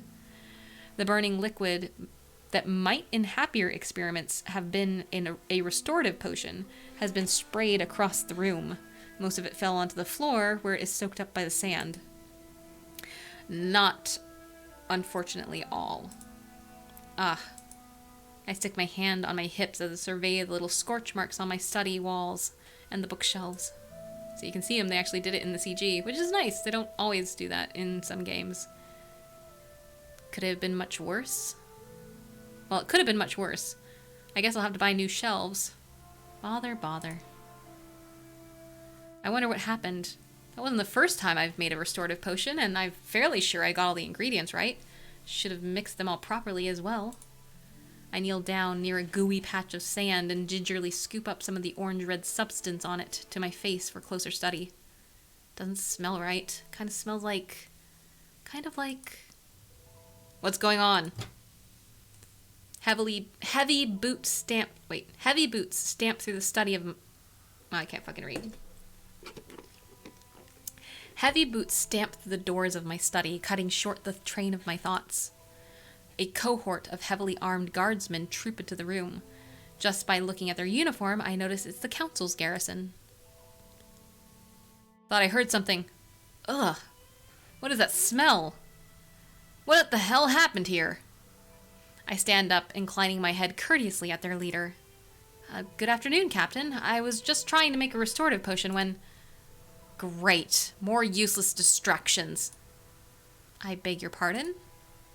I don't know about you, Rosencreutz, but my time at least is precious. My polite smile disappears instantly as the garrison's voice spits my name, disregarding the respect I deserve as a council's delegate of equal standing as him, if not higher.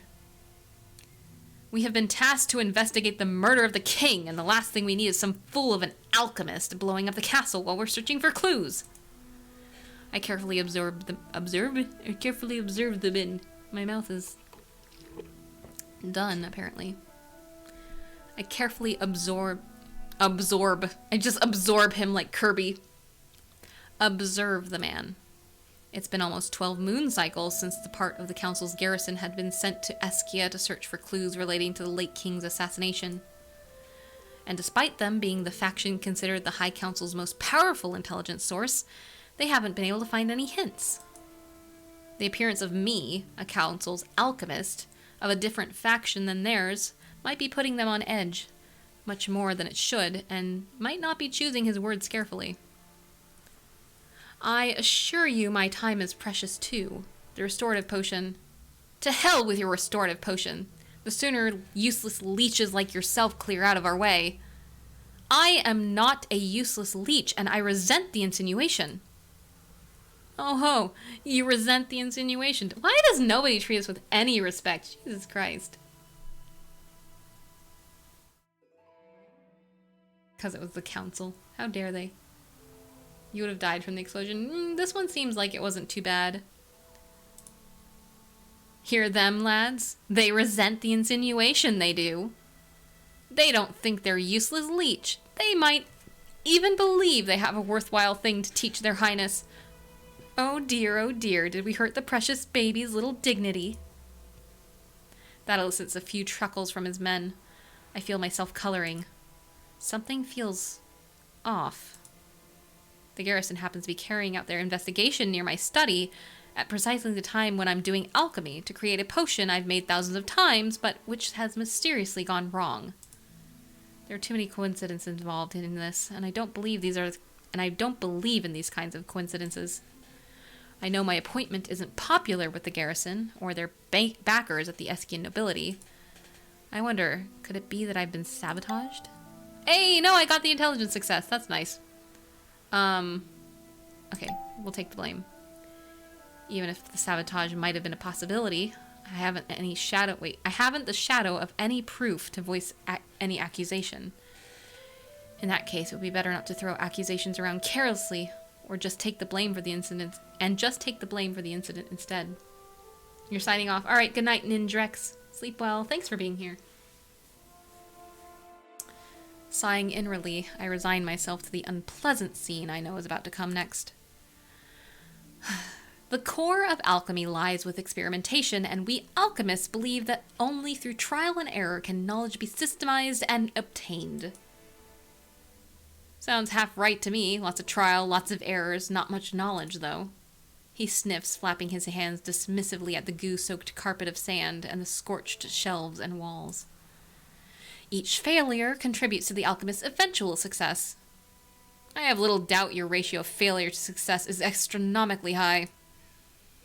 Making someone like you the royal tutor, why would they have been done better to simply pick any charlatan off the streets?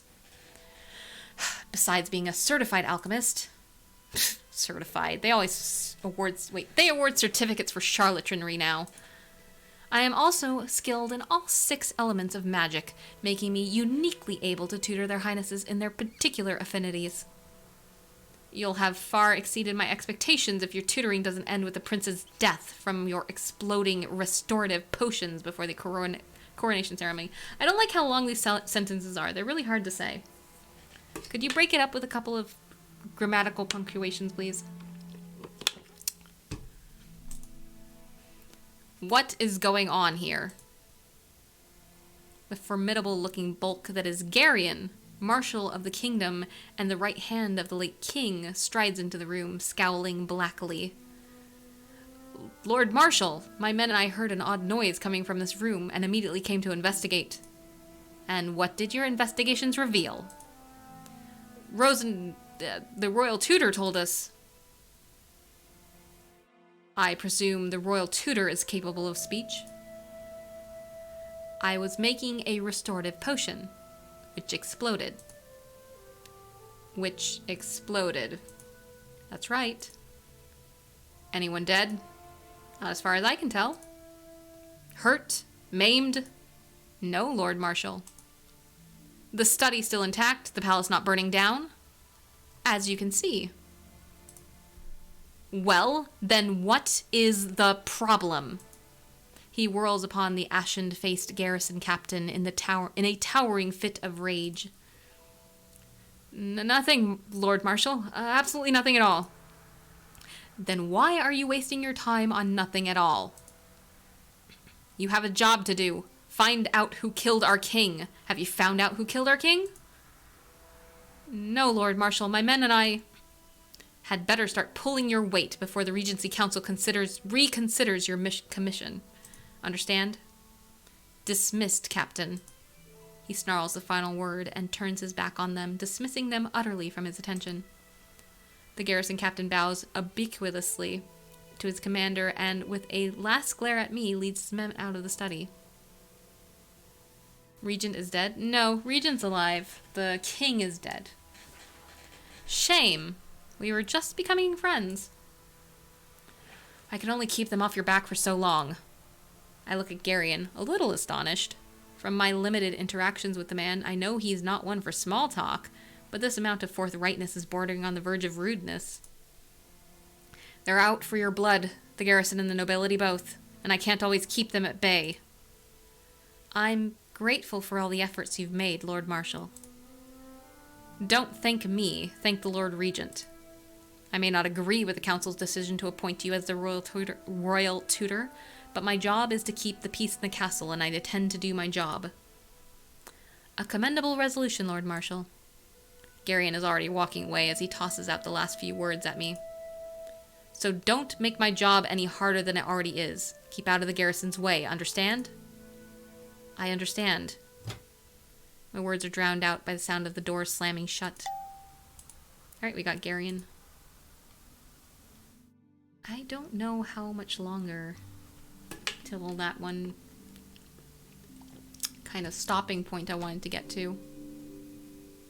Okay, hold on. So I've just been training them in the ones that they're strong at, but I need to start training them in things they aren't strong at, which is difficult.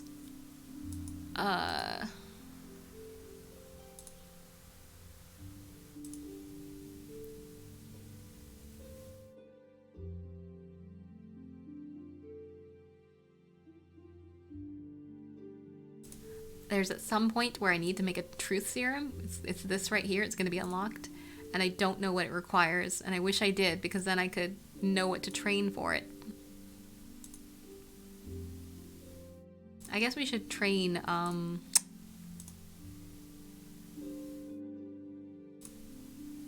yeah, let's train Aurelius in some fire. Was that what we need? Yeah, 5 and 20. So he's well on his way to 20, so we can give him a little fire.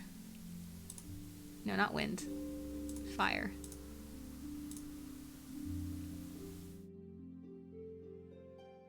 I'm gonna keep him on light because I need him to pass a check soon. But, let's train...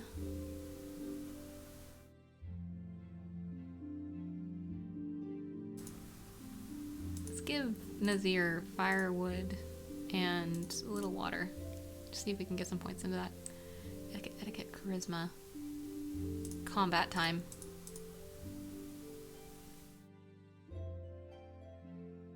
Yeah, that's what we need. Combat.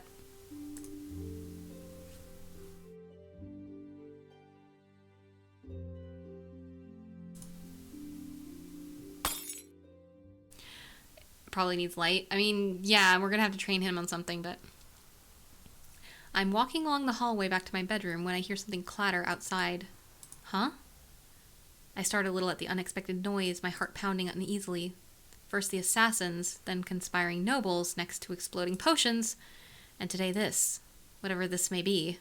Under ordinary circumstances, I would have ignored the noise and went on my way, but the events of the past few weeks have put me on edge. Determined to investigate what's going on, I tiptoe towards the door. My fingers close the knob and I turn it quietly. Who's there?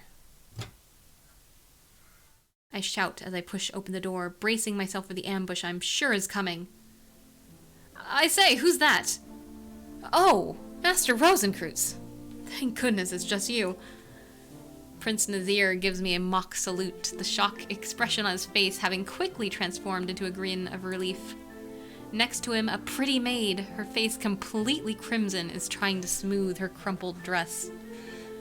Come to think of it, Prince Nazir's normally Prince Nazir's normally impeccable attire is also a little disarrayed. Around their feet lay a dozen pieces of silver cutlery, and the remains of what used to be a porcelain rack that once held them. Prince Nazir is holding a silver spoon, which he swiftly tucks behind his back with a boyish grin.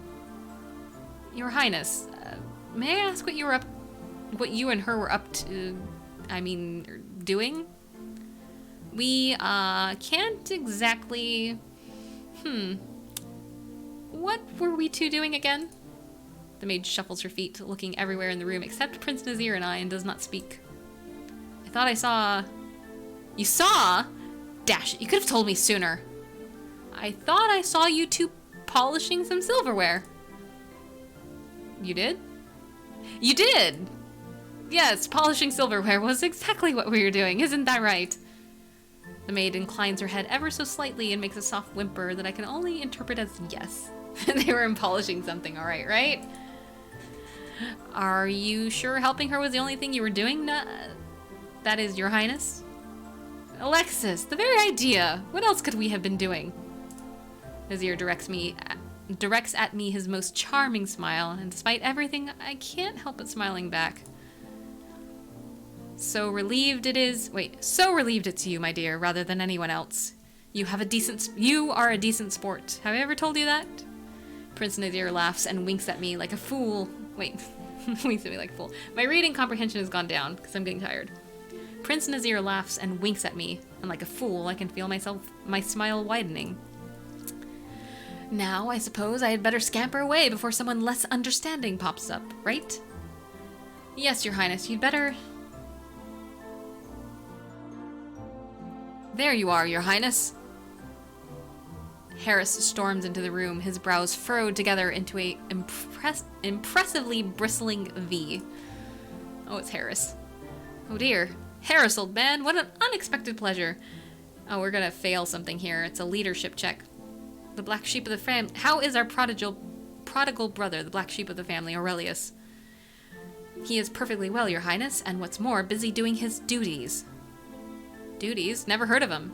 Do they taste good with milk? Your Highness, please. Harris narrows his eyes while actually glaring at the prince. It's the very first time I've seen the man wearing a clear emotion except for amusement. I've been reading for 7 hours straight. Not quite. Almost 4. No, we stopped, I remember because I looked over, we took our break at 4. Because that's when, Freya died, so no, I've been reading for almost 4 hours.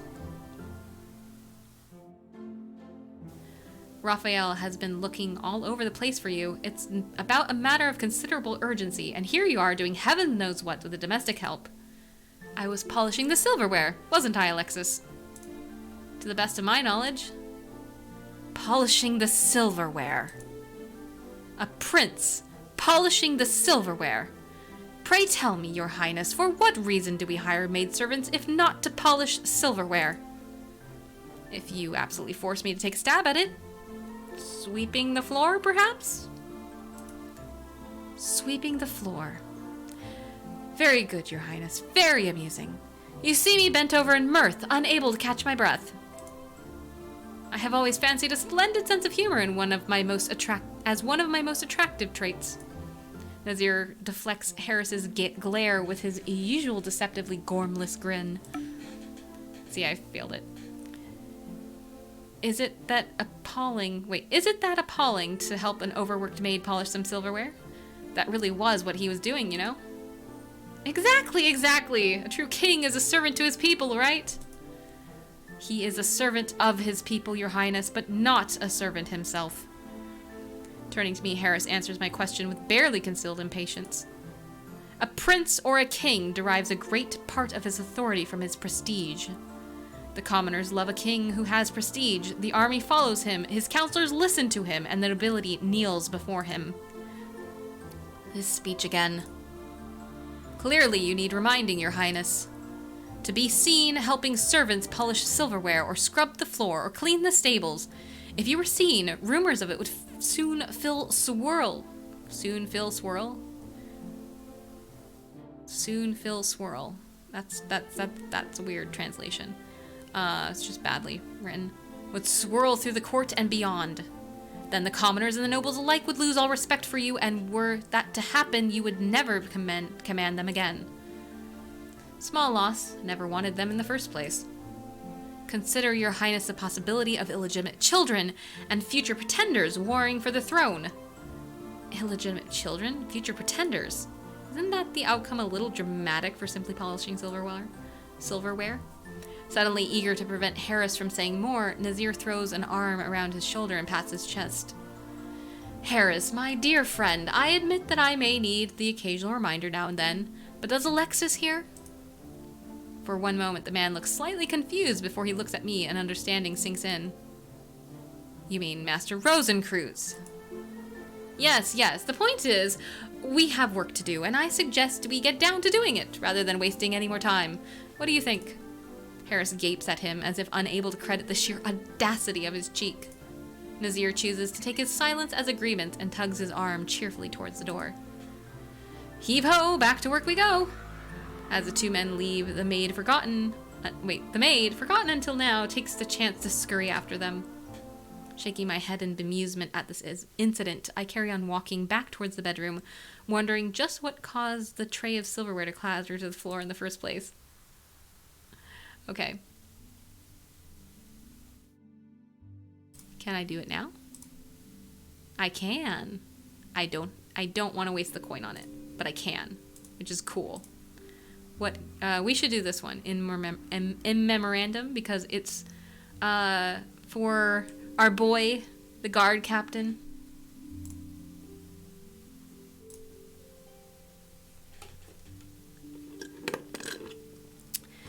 The discreet inquiries I had made at the palace have borne fruit at last. The quartermaster has found the family of the captain of my escort that night. With the death of the family's main breadwinner, the good captain's wife and their daughters have moved back to the countryside of Spelor. Nobody knew how they were going to be coping since then. I decided to pay the bereaved a visit to offer them my condolences and my gratitude. More practically, I also wanted to find out if there was anything I could do to help the widow and her children. The princes had helped me prepare gifts, just simple offerings of flour, food, and the like. I did not want to insult them with gifts of money for their loss. Gifts of money, for their loss had been much greater than that. However, if such was what they needed, I was prepared to be generous with the salary I am earning as royal tutor. When I presented myself to the front door, the widow was inclined to be standoffish at first.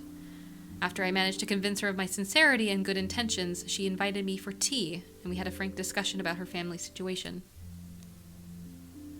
They were currently living on the savings accumulated in happier days, and the widow was looking for an adequate job to support her children. I had offered to arrange a position for her in the palace's housekeeping staff, and for her daughters to enter the Royal Military Orphanage. Normally, it would have been only open to orphans of the aristocratic war, but as their father had been a commissioned officer and died on active duty, I would have been able to stretch the point. Alas, she rejected my offer. At length, she told me that she was glad that the one her husband had died for was such a sensible young person. However, she had no intention of moving back to the capital, and she wanted to live a simple life with her family. In the end, I could only convince her that I would talk to Prince Nazir and find a suitable occupation for her at Spellor. It wasn't much, but I also made them promise to seek me out if the need arises. Returning to the palace, I sincerely hope they'll be all right. See, we took care of our boy, of his family. Alas, we'll never see him again, but we did our best. Knock, knock. Okay, this might be it. No, that's not it. I look up from the dim lamp notes on my desk where I had been scribbling lecture notes for tomorrow's lesson. Ugh. How's your voice? It's okay. It's starting to go. I'm probably going to end soon. Who could it be at this hour? Whoever it was, he wasn't going to go away. I heave a weary sigh and push myself upright. One moment, I call as I walk towards the door. What an impatient person.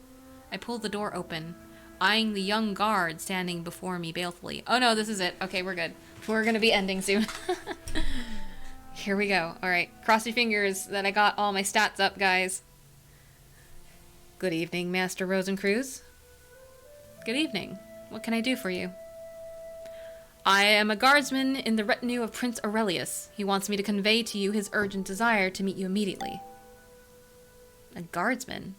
I observe the man carefully, but I can't remember ever seeing him before. I literally answered the door. Thought the knock was IRL. Yeah, right? That happened to me. I thought it was coming from the first time it happened, because I thought it was coming from my patio. I was like, who the fuck is knocking on my patio? Also, hi, Eferia. Or Efera? I think I'm saying that wrong, but welcome. Of course, I don't know every guard by face nor name. My gaze falls upon his belt. The man doesn't carry a sword. Master Rosencruz? Did you hear what I said? This one, whoever he may be, does not feel any need to defend himself.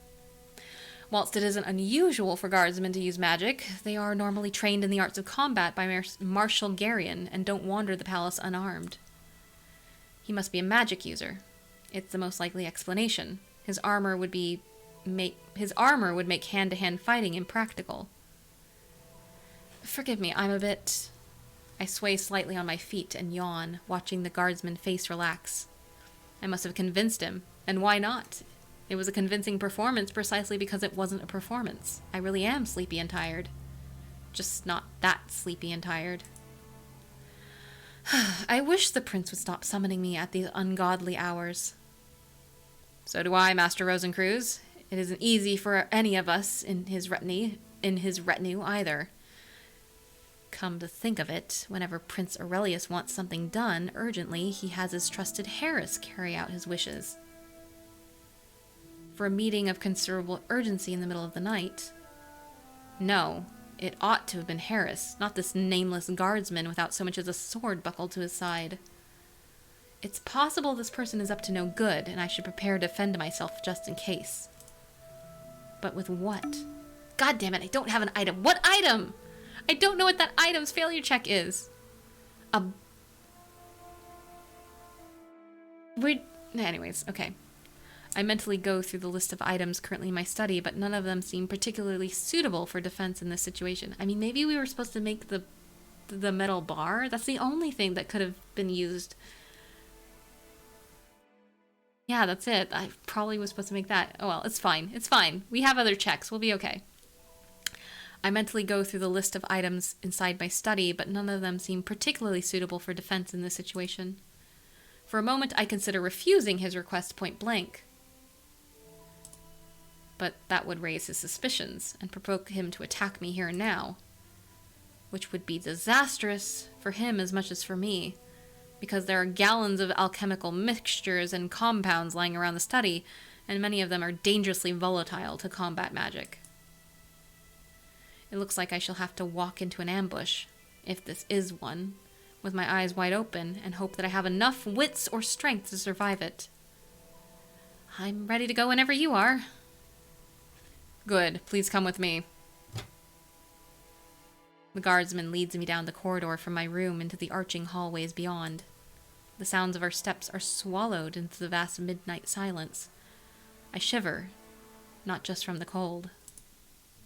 Who are the guards lining the corridors? I don't recognize even one of them. They are certainly not the men Lord Regents assigned to me. They're not the men whom I had been given to understand would never be replaced in their duties without the Lord Regent's personally informing me. So I was right after all. The guardsman who fetched me from my study, and who is now keeping such a careful eye on me, is an impostor. And the strange men flanking me on both sides can only be his accomplices. They, I have noticed, have swords, and look as if they know how to use them. The one advantage I have in my favor is that my opponents take me to be much more stupid than I am. They don't suspect that I have seen through their trap. This, as I see it, opens up two courses of action. The first, to be aggressive and strike beforehand, attacking them immediately in the hopes of catching them by surprise, and throwing them off the balance sufficiently to make my escape. The second, to be clever and deal a backhand blow, following them obediently and biding my time until they make their move, then retaliating in surprise counterattack when they are expecting a lulled, unsuspecting prey. We're gonna attack them. This is why we built up our combat. Attack, so they say, is the best form of defense. Time to put this old adage to the test. I fall back a step and murmur a spell. A tinkling sound fills the air as water vapor condenses into my familiar saber of ice around my right hand. My escort, ever watching me carefully, snaps around quick as a blink. Hey, what? Before he has a chance to finish the sentence, I run him through, burying my sword almost up to the hilt in his chest. He topples over, making wordless sounds with his mouth as his hands paw desperately at the wound in his chest.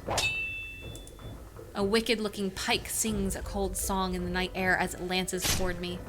I deflect the pike thrust with my saber, close in, and stab my attacker deep in the belly. He falls heavily as I spin around, fending off another sword swinging my way.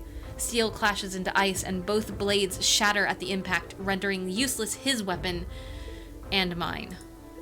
I am an alchemist, not a swordsmaster. I may have taken more than a few lessons with Garion, and perhaps learned something from them too, but taking on a gang of professionally trained, well-equipped assassins is still far exceeding from my skills.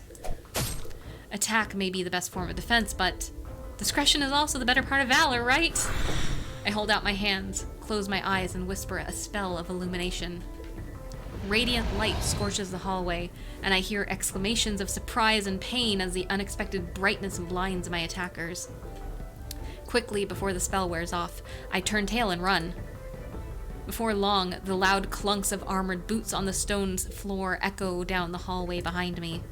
My spell afforded me but a few precious seconds of a head start. The assassins are following hot on my heels, and, by the sound of it, slowly gaining. My legs are starting to ache, and my lungs are burning. I am at the limit of my endurance, and I cannot last much longer at this chase. I draw a ragged breath, lift my head, and my heart freezes. From the opposite end of the corridor, another group of guardsmen are descending upon me. At their head is an unarmed impostor guard, his chest a living nightmare of writhing tissue and streaming blood. Didn't I just run him through? How could he still be on his feet? How can he still be alive? His eyes light up in pure fury when he sees me, his mouth forming into a ferocious snarl. There they are! Get them! Get them! I'm trapped, surrounded by enemies front and back. This is the end. Surely here and now there's no way out. Is there? A cool breeze wafts into the hallway from the window beside me. Not giving myself a chance to think, I heave myself onto the ledge, close my eyes, and jump. Guards! Guards! My shouts shatter the silence of the palace garden and dissipate into the night. No friendly voice responds to my call. I hear only the rasp of steel cutting the air and the low, bestial growls of the assassins drawing ever nearer. I had hoped that an open space like the garden would afford me more room to maneuver away from the assassins. But inch by inch, the ring of my pursuers is tightening around me, cutting off my avenues of escape one after another. I find myself gradually chivied on all sides, until at last I am standing with my back against the pavilion at the garden center, surrounded on every side by menacing circles of sharpened steel. A menacing circle that at any moment will turn into a lethal one. Unless someone comes to my rescue soon. Ah! One of the false guards roars as he charges, stabbing his pike viciously. I shield my eyes with my arm, open my mouth in a wordless scream. Ha! Huh? Hey, okay. Serin! Serin! See, it said Serin, like success. Alright. Again and again, he cuts and thrusts at a shimmering patch of light a few inches to my right. The patch is clarifying itself, growing more distinct by the moment into what is beginning to look like an incorporeal statue of... me? I gape for a moment at the shining life-size copy of myself, whom the piked-wielding assassin is engaging in one very one-sided duel with. My lips curl into a smile as I discern the unique signature of the person who casts these illusion spells. Another illusory replica of myself manifests out of thin air, then another and another. Soon the garden is filled with them, their eerie radiance lighting up the night. With the savagery of wild animals, the horde of assassins falls upon these illusions, allowing me to slip quite unnoticed through their frenzied ranks back to the castle.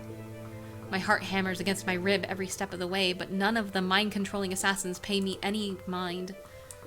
An exhalation of relief escapes my lips when I safely reach the old oaken door forming the threshold between the garden and the hallway. It's our boy. Yeah, it's our boy! So far, so good. I push the door open and run through. Without a warning, a shadow moves out of the darkness to intercept me. Strong arms bind me in an iron grip. Try as I might, I cannot free myself from them. Unhand me! Shh! I freeze when I hear Serin's whisper, as unexpected as it is welcome. Your Highness! This way, Master Rosencruz. Prince Serin vanishes into the hallway. I follow eagerly, keen at... mouth. I follow eagerly, keen to put as much distance between myself and the assassins inside the palace gardens as I can. My illusions can't hold for long, I fear. Soon they will discover the deception on our trail, and be on our trail. Then we must go even faster. I saw from the library tower a crowd of men wearing arms and armor in the palace gardens. Wait. I saw from the library tower a crowd of men wearing the arms and armor of the palace guards attacking you and cast a spell, but I do not recognize the faces of any of them. Who are they, Master Rosencruz? Traitor guards or assassins? Assassins of a certainty. Then we must ring the alarm bell and alert Garyon that there are intruders in the castle. He sleeps in the barracks, which is quite close to here. He'll be able to bring us help very quickly. No! Your Highness, if we set off the alarm, we shall alert the assassins to their danger and they'll flee. And you'll be safe. This night, not the next one, or the one after that. For they will return, Your Highness, either until they have me killed or the mastermind behind them is found. I see. You wish to take one of them prisoner. We can't discover who is ordering these attacks unless we question one of the attackers. A risky tactic, Master Rosencreutz, but one which may yet pay a good dividend. We must find Gary and ourselves personally, and through him bring the real palace guards to bear on our assassins. We cannot let them have the chance to escape or commit suicide en masse. The watchwords tonight will have to be speed, surprise, and ruthless efficiency. I agree completely. It's just as well I sent my guards to make sure Nazir and Aurelius are safe. The noise of their chainmail armor is sure to alert half the palace to our position. Ugh. Your Highness, why on earth did you dismiss your bodyguards?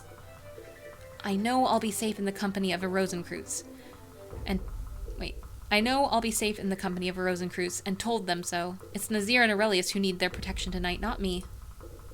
Not when I'm with you. Ah. As flattering as that is, I nevertheless wish... My knees buckle and I fall to the ground, which swims dizzily before my eyes. The petal markings on my neck, which had been burning incessantly since the events of the night began, now hurt unbearably, as if a white-hot brand were pressing itself into my skin. Alexis, are you all right? It hurts. Have you been wounded? Where? I grit my teeth and climb back to my feet. The garden is once again enshrouded in darkness and ominously silent. The illusions have faded, and at this very moment the assassins are once again roaming the castle, searching for us. Your Highness, there's no time to lose on idle chatter. We must press on.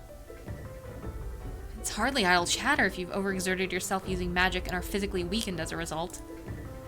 Serin closes the space between us and gently takes my hand in his. Just then I notice I've been trembling. Biting my lips, I calm myself. As grateful as I am for his help, I'm ashamed to have Prince Serin see me in this state. Your face is pale and your hands are deathly cold. I guess that you've been using magic intensively tonight, from the time since... Wait, I can't fucking read. I would say it should be like my guess.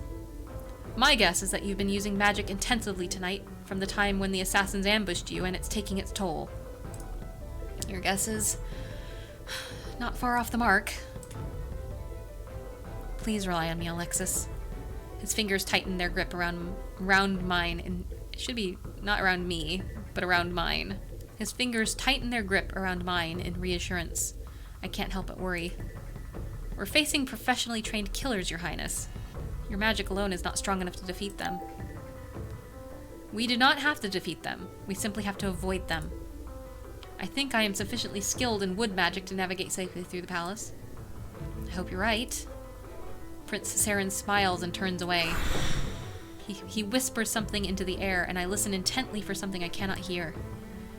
There's someone lurking around the corner. Wait, there's someone lurking at the end of this corridor, but that one should be clear. Can you run? I nod, my thoughts still clouded, but I'm not really in a position to complain. Serin smiles bitterly in understanding.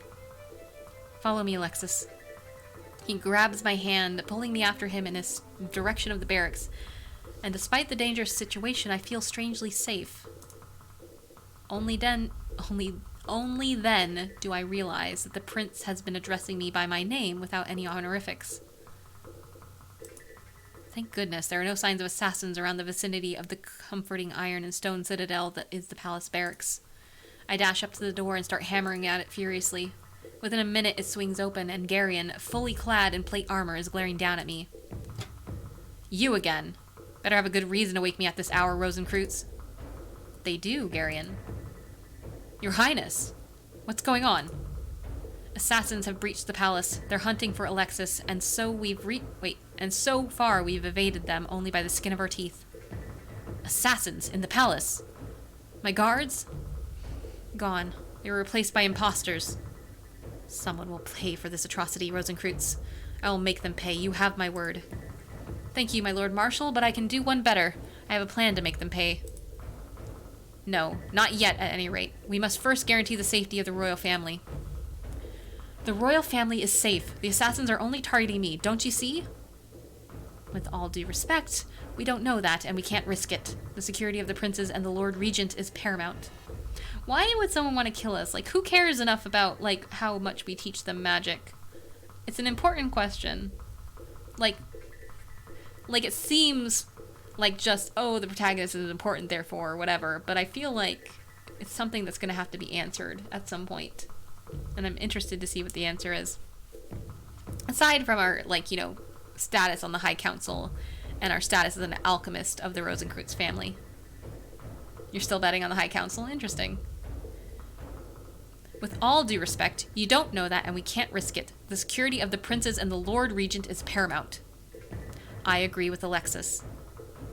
But Your Highness, I have sent my detachment of guard to protect my brothers and my uncle, and that should be enough to shield them from any unexpected encounters with the assassins. But Alexis is right. Of all the people in the palace, they are the one the assassins have shown interest in eliminating. Even so, Garion, I am your prince and you are my vassal. Please don't make me pull rank on you. Garrus? Oh no. I'm slowly slipping into Mass Effect. I must be tired. Not to have a king, I would assume. I mean, there's a lot of... Yeah, why? But if they didn't want a king, they should be trying to assassinate the princes, and they're not. Bear in mind, I'm less educated, less powerful. Prince and heir is easier to control. That's true. But why would the council appoint us as a tutor then? We're considerably powerful, right? Like, we're pretty powerful. So why appoint us as the tutor just to have us killed? I don't know. We're gonna see. Someone clearly hates the monarchy and you're making it harder for them to be deleted by teaching them magic. Stop them growing, you get a puppet. Graham is tired, Paul. I am tired. Don't worry, we're almost to the stopping point. Garion pauses to look at the prince, then turns to me and sighs in defeat. Very well, Your Highness. Garion doesn't look pleased, but at least now he's willing to give my plan a fair hearing. My plan is this. I speak quickly, painfully conscious of how little time we have before the assassins pick up my trail. I shall craft a paralyzer to disable one of the assassins. For a few minutes he will be utterly incapable of using magic. That gives us the time we need to knock them out and restrain them from committing self-injury. No simple feat. There are many ways for a man determined to kill himself to do so. We'll need handcuffs, manacles, ropes, a gag. Quite so. You have all these things in the barracks, right? We have everything except a gag, but a cloth rag should be more than adequate. You have any particular assassin in mind for your target? Yes. The guard sent to apprehend me was, unlike his fellows, unarmed. I have reason to believe he's a magic user and probably the officer leading this attack. The others are likely merely brainwashed mercenaries. Among all the assassins, I believe he's the one most capable of divulging useful information about the mastermind. My guards and I shall endeavor to take the magic user alive, but I suspect the rest of the assassins may try to kill him once they realize what we're attempting. Then we must kill the mercenaries before capturing the magician. An audacious plan, but a sound one. Go and prepare your paralyzer while I rouse my guards. We have not a moment to lose. Lose. My mouth is not working anymore. At once, Lord Marshal. Garion opens the door wider and I head into the barracks. Tonight is the last time the assassins are taking me by surprise. From now on, the surprise shall be on my side. Are you ready, Master Rosenkreutz? Pushing my sweat-drenched hair away from my eyes, I look up from the forge in the barrack armory at the newly crafted paralyzer in my hand. I am. And your guards? Eager and raring to go, but where? Since they're not taking the fight to us, we shall take the fight to them. I believe I can be of use here. Serin flexes his fingers and smiles. My wood magic allowed me to evade the assassins by pinpointing to me where they are in the palace. Excellent. We shall rely on you to track them down. This time we shall set up our own ambush for a change. Are you certain, Highness? You would be safer here in the barracks. Perhaps one of my men... We've been through this before, Garion. We need all of your men, and besides, a king ought to lead his soldiers from the front. Bowing, Garion takes a step back. Then lead us, Your Highness, and we will follow. He's being a king. I love Serin. This is the Regent's Council. There's two councils. It's a little confusing. There's the Regent's Council, and there's the High Council. Not the same. The High Council is our boss, basically. We're also a member on it, so... Serin frowns in concentration as he casts the navigation spell. His brow clears, and a predatory light gleams in his eyes. Gentlemen, this way. We set the ambush at the bend along one of the hallways leading to the barracks, which Prince Serin ascertained is the route the assassins are taking. Sure enough, before long we hear the clanking of mailed boots on stone floors, growing louder with each passing sound. Prince Serin and I exchange a glance. Our turn. I mouth to him silently, smiling as reassuringly as I can. He nods back and draws a deep breath. Master Rosenkreutz! We get up and run, making the loudest ruckus we can manage. Sure enough, after them! The spellcaster assassin bellows, sending his men trundling after us. Pelting down the corridor, we are careful to allow our pursuers to steadily gain on us without letting them get into combat range. All at once I turn around and shout, Now! Prince Serin waves his hand, and the entire corridor is illuminated in a brilliant flash of light. Ah! Blinded and disoriented, the assassins are stopped short by the spell, some of them even losing their balance and tripping to the ground. Forward! From the hallway perpendicular to us, Garin and his guardsmen charge at the prearranged signal, taking the assassins completely off guard. Swords flash, and the guardsmen press home their attack on the vulnerable assassins. The assassins, however, recover quickly and rally around the spellcaster. One of Garin's guards screams and crumples, a spearhead poking out of his back. Retreat! Retreat! Ranks close tighter around their commander. The assassins force themselves out of melee, intent on escaping the trap they find themselves in. I ready the paralyzer in my hand and brace myself. This one we absolutely have to take alive. Take that!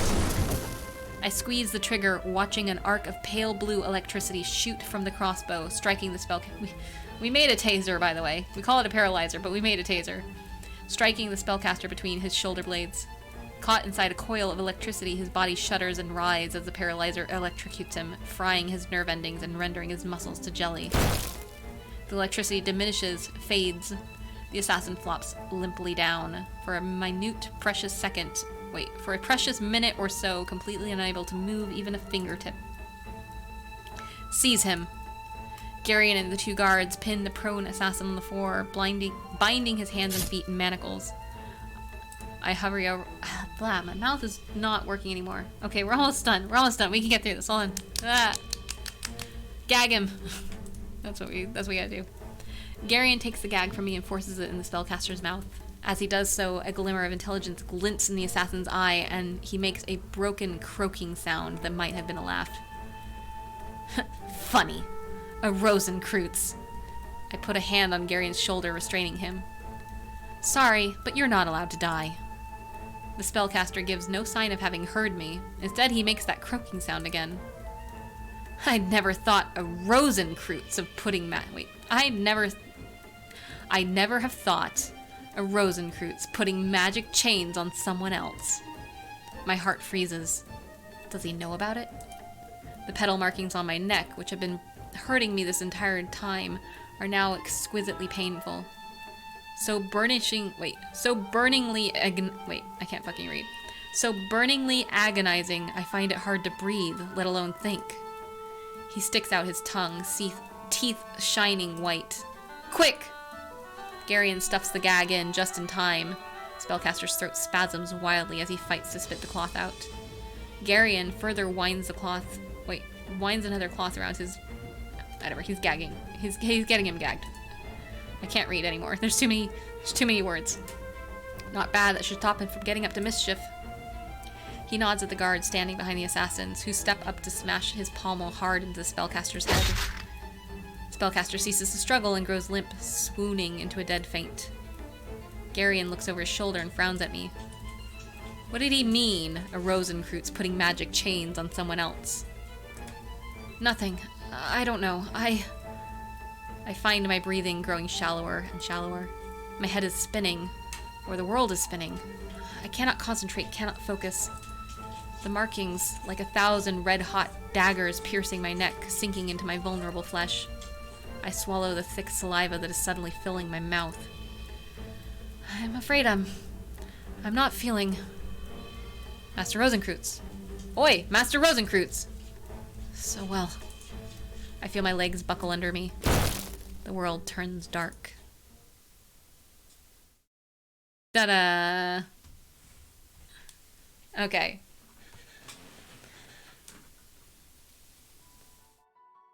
We'll read this and then we're gonna save and we're done. Because my throat is done. So tired of talking. Once upon a time, when the powers of magic had yet to be explored and the usage of alchemy was all but foreign, legend claims the world had been ruled by demons. Grotesque monsters that breathed fire across wooded landscapes, winged creatures that called upon storms in a heartbeat. These beasts terrorized the land, devouring its people and destroying everything in their wake. No matter what warriors humanity sent forth, the demons could not be defeated, for no weapon could penetrate their skin, and no armor could resist their claws. Even the magicians, mankind's strongest hope, stood no chance, for their magic was a mere fraction of the demon's might. Amidst the suffering rose a group of individuals, thereafter acknowledged as the world's first alchemists, for they had created the homunculus. Homunculi were magical beings shaped from earth and water, graced with powers equal to that of the demons, yet donning the appearance of man. With a temperament as serene as their beautiful silver hair and magic as... Wait. Can you hear Hank? He's throwing a fit. With a temperament as serene as their beautiful silver hair and magic as undeniably elegant as it was deadly, the homunculi defeated the demons and freed humanity from their reign of terror. But before humans could rejoice, the homunculi turned their might against them. The weak fear the strong, and the strong harbor greed. The homunculi saw no opponents to their strength and began to conquer human armies and rule over people. While the homunculi captivated the eyes with their immortal beauty, their pride would end up shutting many others.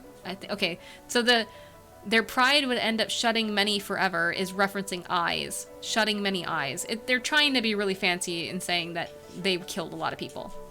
While the homunculi captivated the eyes with their immortal beauty, their pride would end up shutting many forever, as the methods they employed to torture the ones who slighted them were often cruel and resulted in death.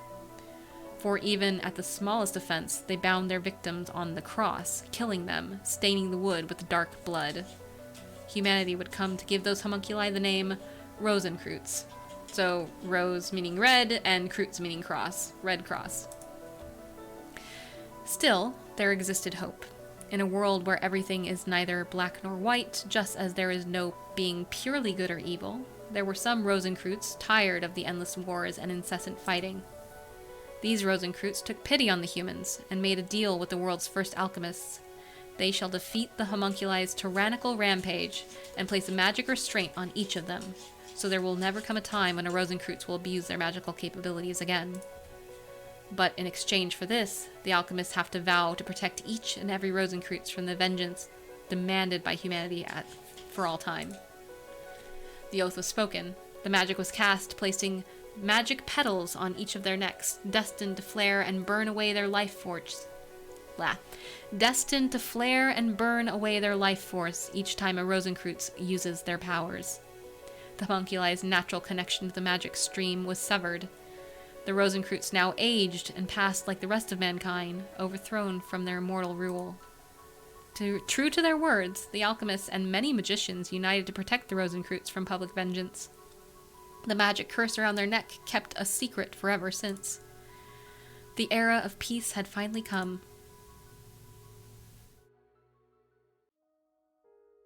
Father dabbed the handkerchief into warm water before wiping away the sweat on my forehead as he finished telling the last of his story. The candlelight flickered nervously in the dark room, almost to the rhythm of the wind outside the windows. "What kind of spell did you cast today?" he asked in a low, somber voice. A levitation spell," I replied. "Oh? What did you try to levitate?" I gave a low mumble, retreating under my warm blanket while staring at him with big eyes, in fear that he might scold me. He was always lenient toward Antonia and the others, but often scolded me for being a mischievous child. For a long time he said nothing, and I eventually gave in. "Tobermory, that naughty cat, stole me and Antonia's dessert," I complained in a high voice. We chased him into the garden, but he climbed into the big tree, so we did too. But the branch broke. Antonio was terrified, so I cast a spell in a panic. I expected Father to be angry, but he only chuckled. The corner of his mouth lifted as his eyes turned to crescent shapes. He had a warm disposition, but due to Father's naturally thick eyebrows and usual stern look, I knew most children found him scary. Casting the levitation spell even though you're only 5 years old, Father exclaims with pride. How expected of my child. You're not angry? This was Tobermory's fault, This was Tobermory's fault. Father shook his head. But Alexis... He smiled as he sat down on the bed, gently wrapping his fingers around my hand. Levitating yourself and others is too great a burden. At most, your magic can only bear your own weight. Is it because of the oath? I pursed my lips in a big pout. That's right. You fainted because you overdid it, Alexis. If you overuse your magic, the petal markings will choke you to death. With my brows furrowed, I closed my eyes, filled with stubbornness.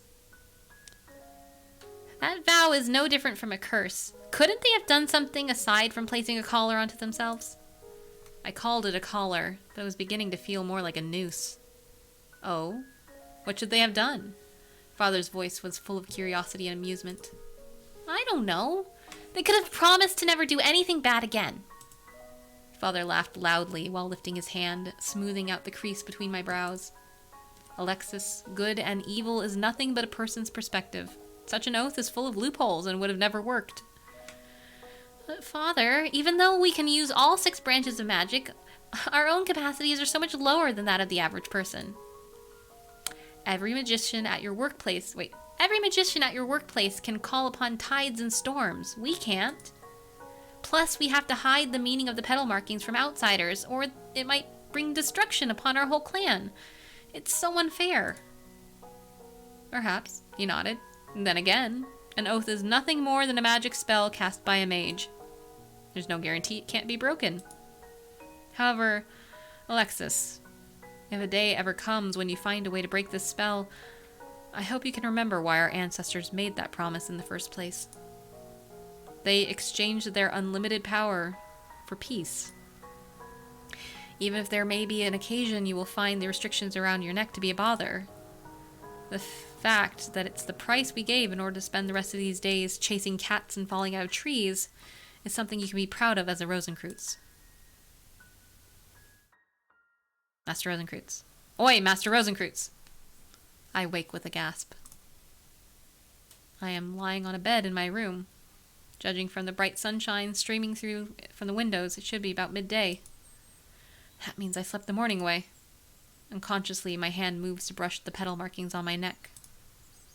The skin is sensitive to the touch, but they no longer burn with that searing agony that had overcome me from last night's battle.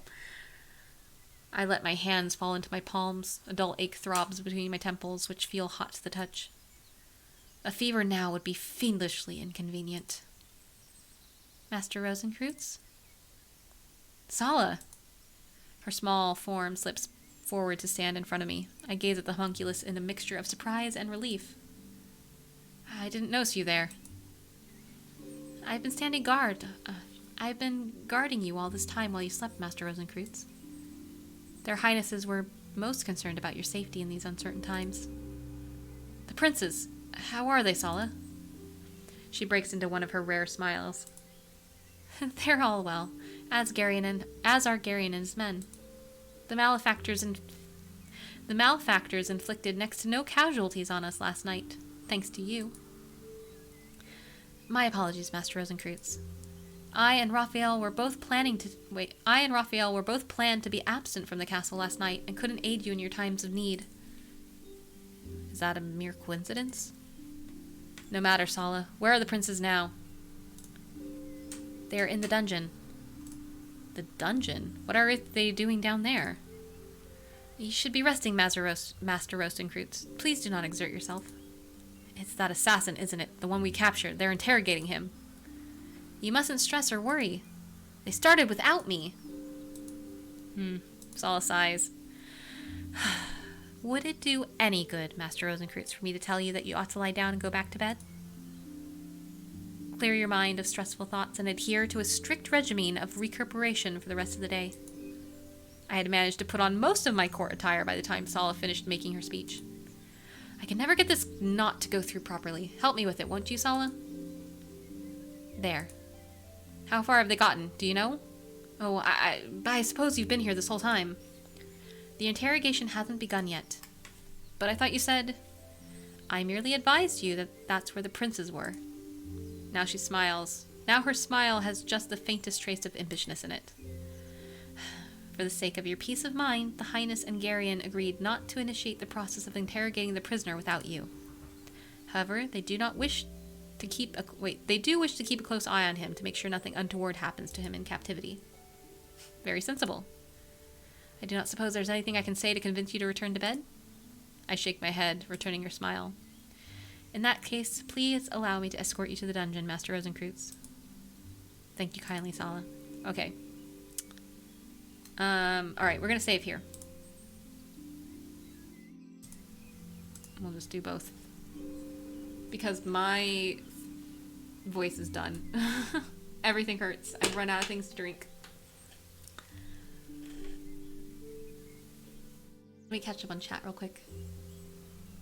Not sure if Serin would be a good king or not, because he seems very affected by other people's opinion of him, which might make him easier to steer and control.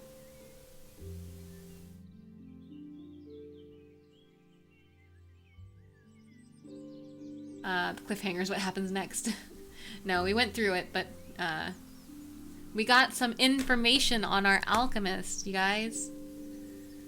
So that was what I was talking about earlier in the stream. I said it's interesting that if you the first time you play through this, you as the Alchemist, you have that little gesture when you first meet Sala. It says, like, I touch my ear, because Sala's ear is pointed. And you think, oh, oh, it's just the reflex because you're, oh, their ear is pointed and you're just thinking about your ears, right? But it's not that. You touch your ear because you and Sala have more in common than not. Sala, and that's also why we have the white hair. So we have this white silvery hair like the homunculi do, because technically we are also homunculi to a degree. Obviously there's probably been humans that have been brought into the family, but we have that Rosencreutz homunculus blood running through. So there's that, and there was a couple others, I can't remember what they were, but a little couple other stuff where you kind of say or do something that is more leading on towards that idea of like, oh yeah, I share something about this magic that is unusual. So it's interesting. I thought those were interesting little things that they put in there before you even know what's going on with your Alchemist. Sala is probably much older, and note how her neck is covered. She probably doesn't... Because she has the pointed ears, I don't think she's a Rosencreutz, but maybe. Because they don't... It's not all homunculi. It's just the ones that were apparently like the super powerful rulers that can wield magic. We don't know that Sala can wield magic. I think she probably can't. But it would be interesting to see. You might be right, Estantia. We'll see. Hi, Vapid Violet. How you doing? We literally are ending... No, I think her neck doesn't have bells. Oh yeah, because she's an actual homunculus. She's full. Like, she was created. Whereas we are part of the family and probably mostly human, but we still have that blood in us. So, I think it's interesting. I like it. I don't know if we're going to continue this tonight, or if we're going to do the other dating sim, or some Genshin Impact, but we're going to do something else, because tonight we're going to do something that's not Mass Effect, and then tomorrow we'll start the next Mass Effect, alright? Yeah, so good morning, Vapid Violet. I'm sorry, you came in just in time. My bets are currently on her being one of the originals. Oh, one of the originals. Interesting, maybe, but she did say, and other people have said, that she was only made 20 years ago, but maybe? I hope you had a good stream. I did. I hope you're having a good day. We're going to find someone to raid, so let me go do the thank yous and stuff real quick. We'll turn this off. Thank you guys so much for being here. Let me get the credits going so I can say my proper thanks. I'm very sad that Freya met an untimely and unfortunate end. I quite liked her. I was really looking forward to her run, especially since she was gonna romance Garrus. We'll see what happens with the new shepherd. But thank you guys for sticking around for Mass Effect Permadeath Challenge Run. Thank you for sticking around for the dating sim. I really appreciate it. Thank you so much to our lovely bit cheers, the Odd Micronesian, and our new follows, as well as our subscriptions. Shytamius for gifting a subscription, and to all the hosts in the raids. I really appreciate it. Also, special thank you to our mods, Beautiful Bear Tutu, DNC, Sandwolf, and Effie, of course, always Effie, last but not least by any means. I really appreciate you guys helping keep the chat a great place to be, and I appreciate everyone who was here and spent time chatting or lurking. I hope you had a good time. I always have a good time when I'm hanging out with you guys, so I appreciate it. Let's see who we're gonna go raid.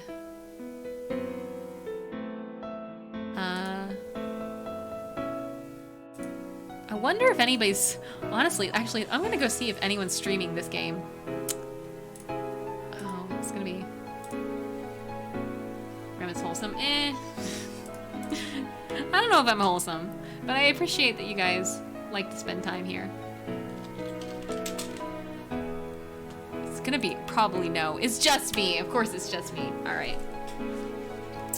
May I recommend someone who hangs out in your channel a lot? Sure, Effie. I will take your recommendations. I was gonna go raid Lux Arts if we couldn't find anyone else, but I would love to. I'd love to see who you're recommending.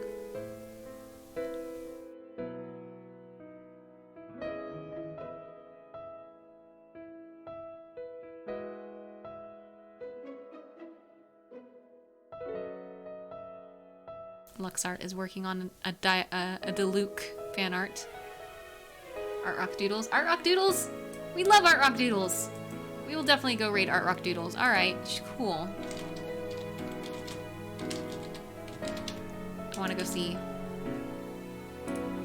And they're playing Hades! Aw, yeah. Alright, that's a good rec. That's a good rec, Effie. I never get to raid Art Rock Doodles, so this is good. Alright, everyone, please come with me. We're gonna raid Art Rock Doodles. They are a lovely... I don't have a perfect... That's good. They are a lovely, lovely person. They spend quite a lot of time in chat. And they are wonderful and super supportive and sweet. And they're currently playing Hades. So I'm excited to go and raid them. Hades is such a good game. Speaking of dating sims. Dating sims. I want to date everyone in Hades. So, yeah. So, go ahead and use my emotes if you have them. If you don't have my emotes, use your favorites. If you have my emotes and you don't like them, use whatever you want. Tell them that Rem sent you. Say it's a Rem raid. And I will see you guys again tonight. And, yeah. Hope everyone has a good day, good evening, whatever time it is for you. Good night, y'all. Bye.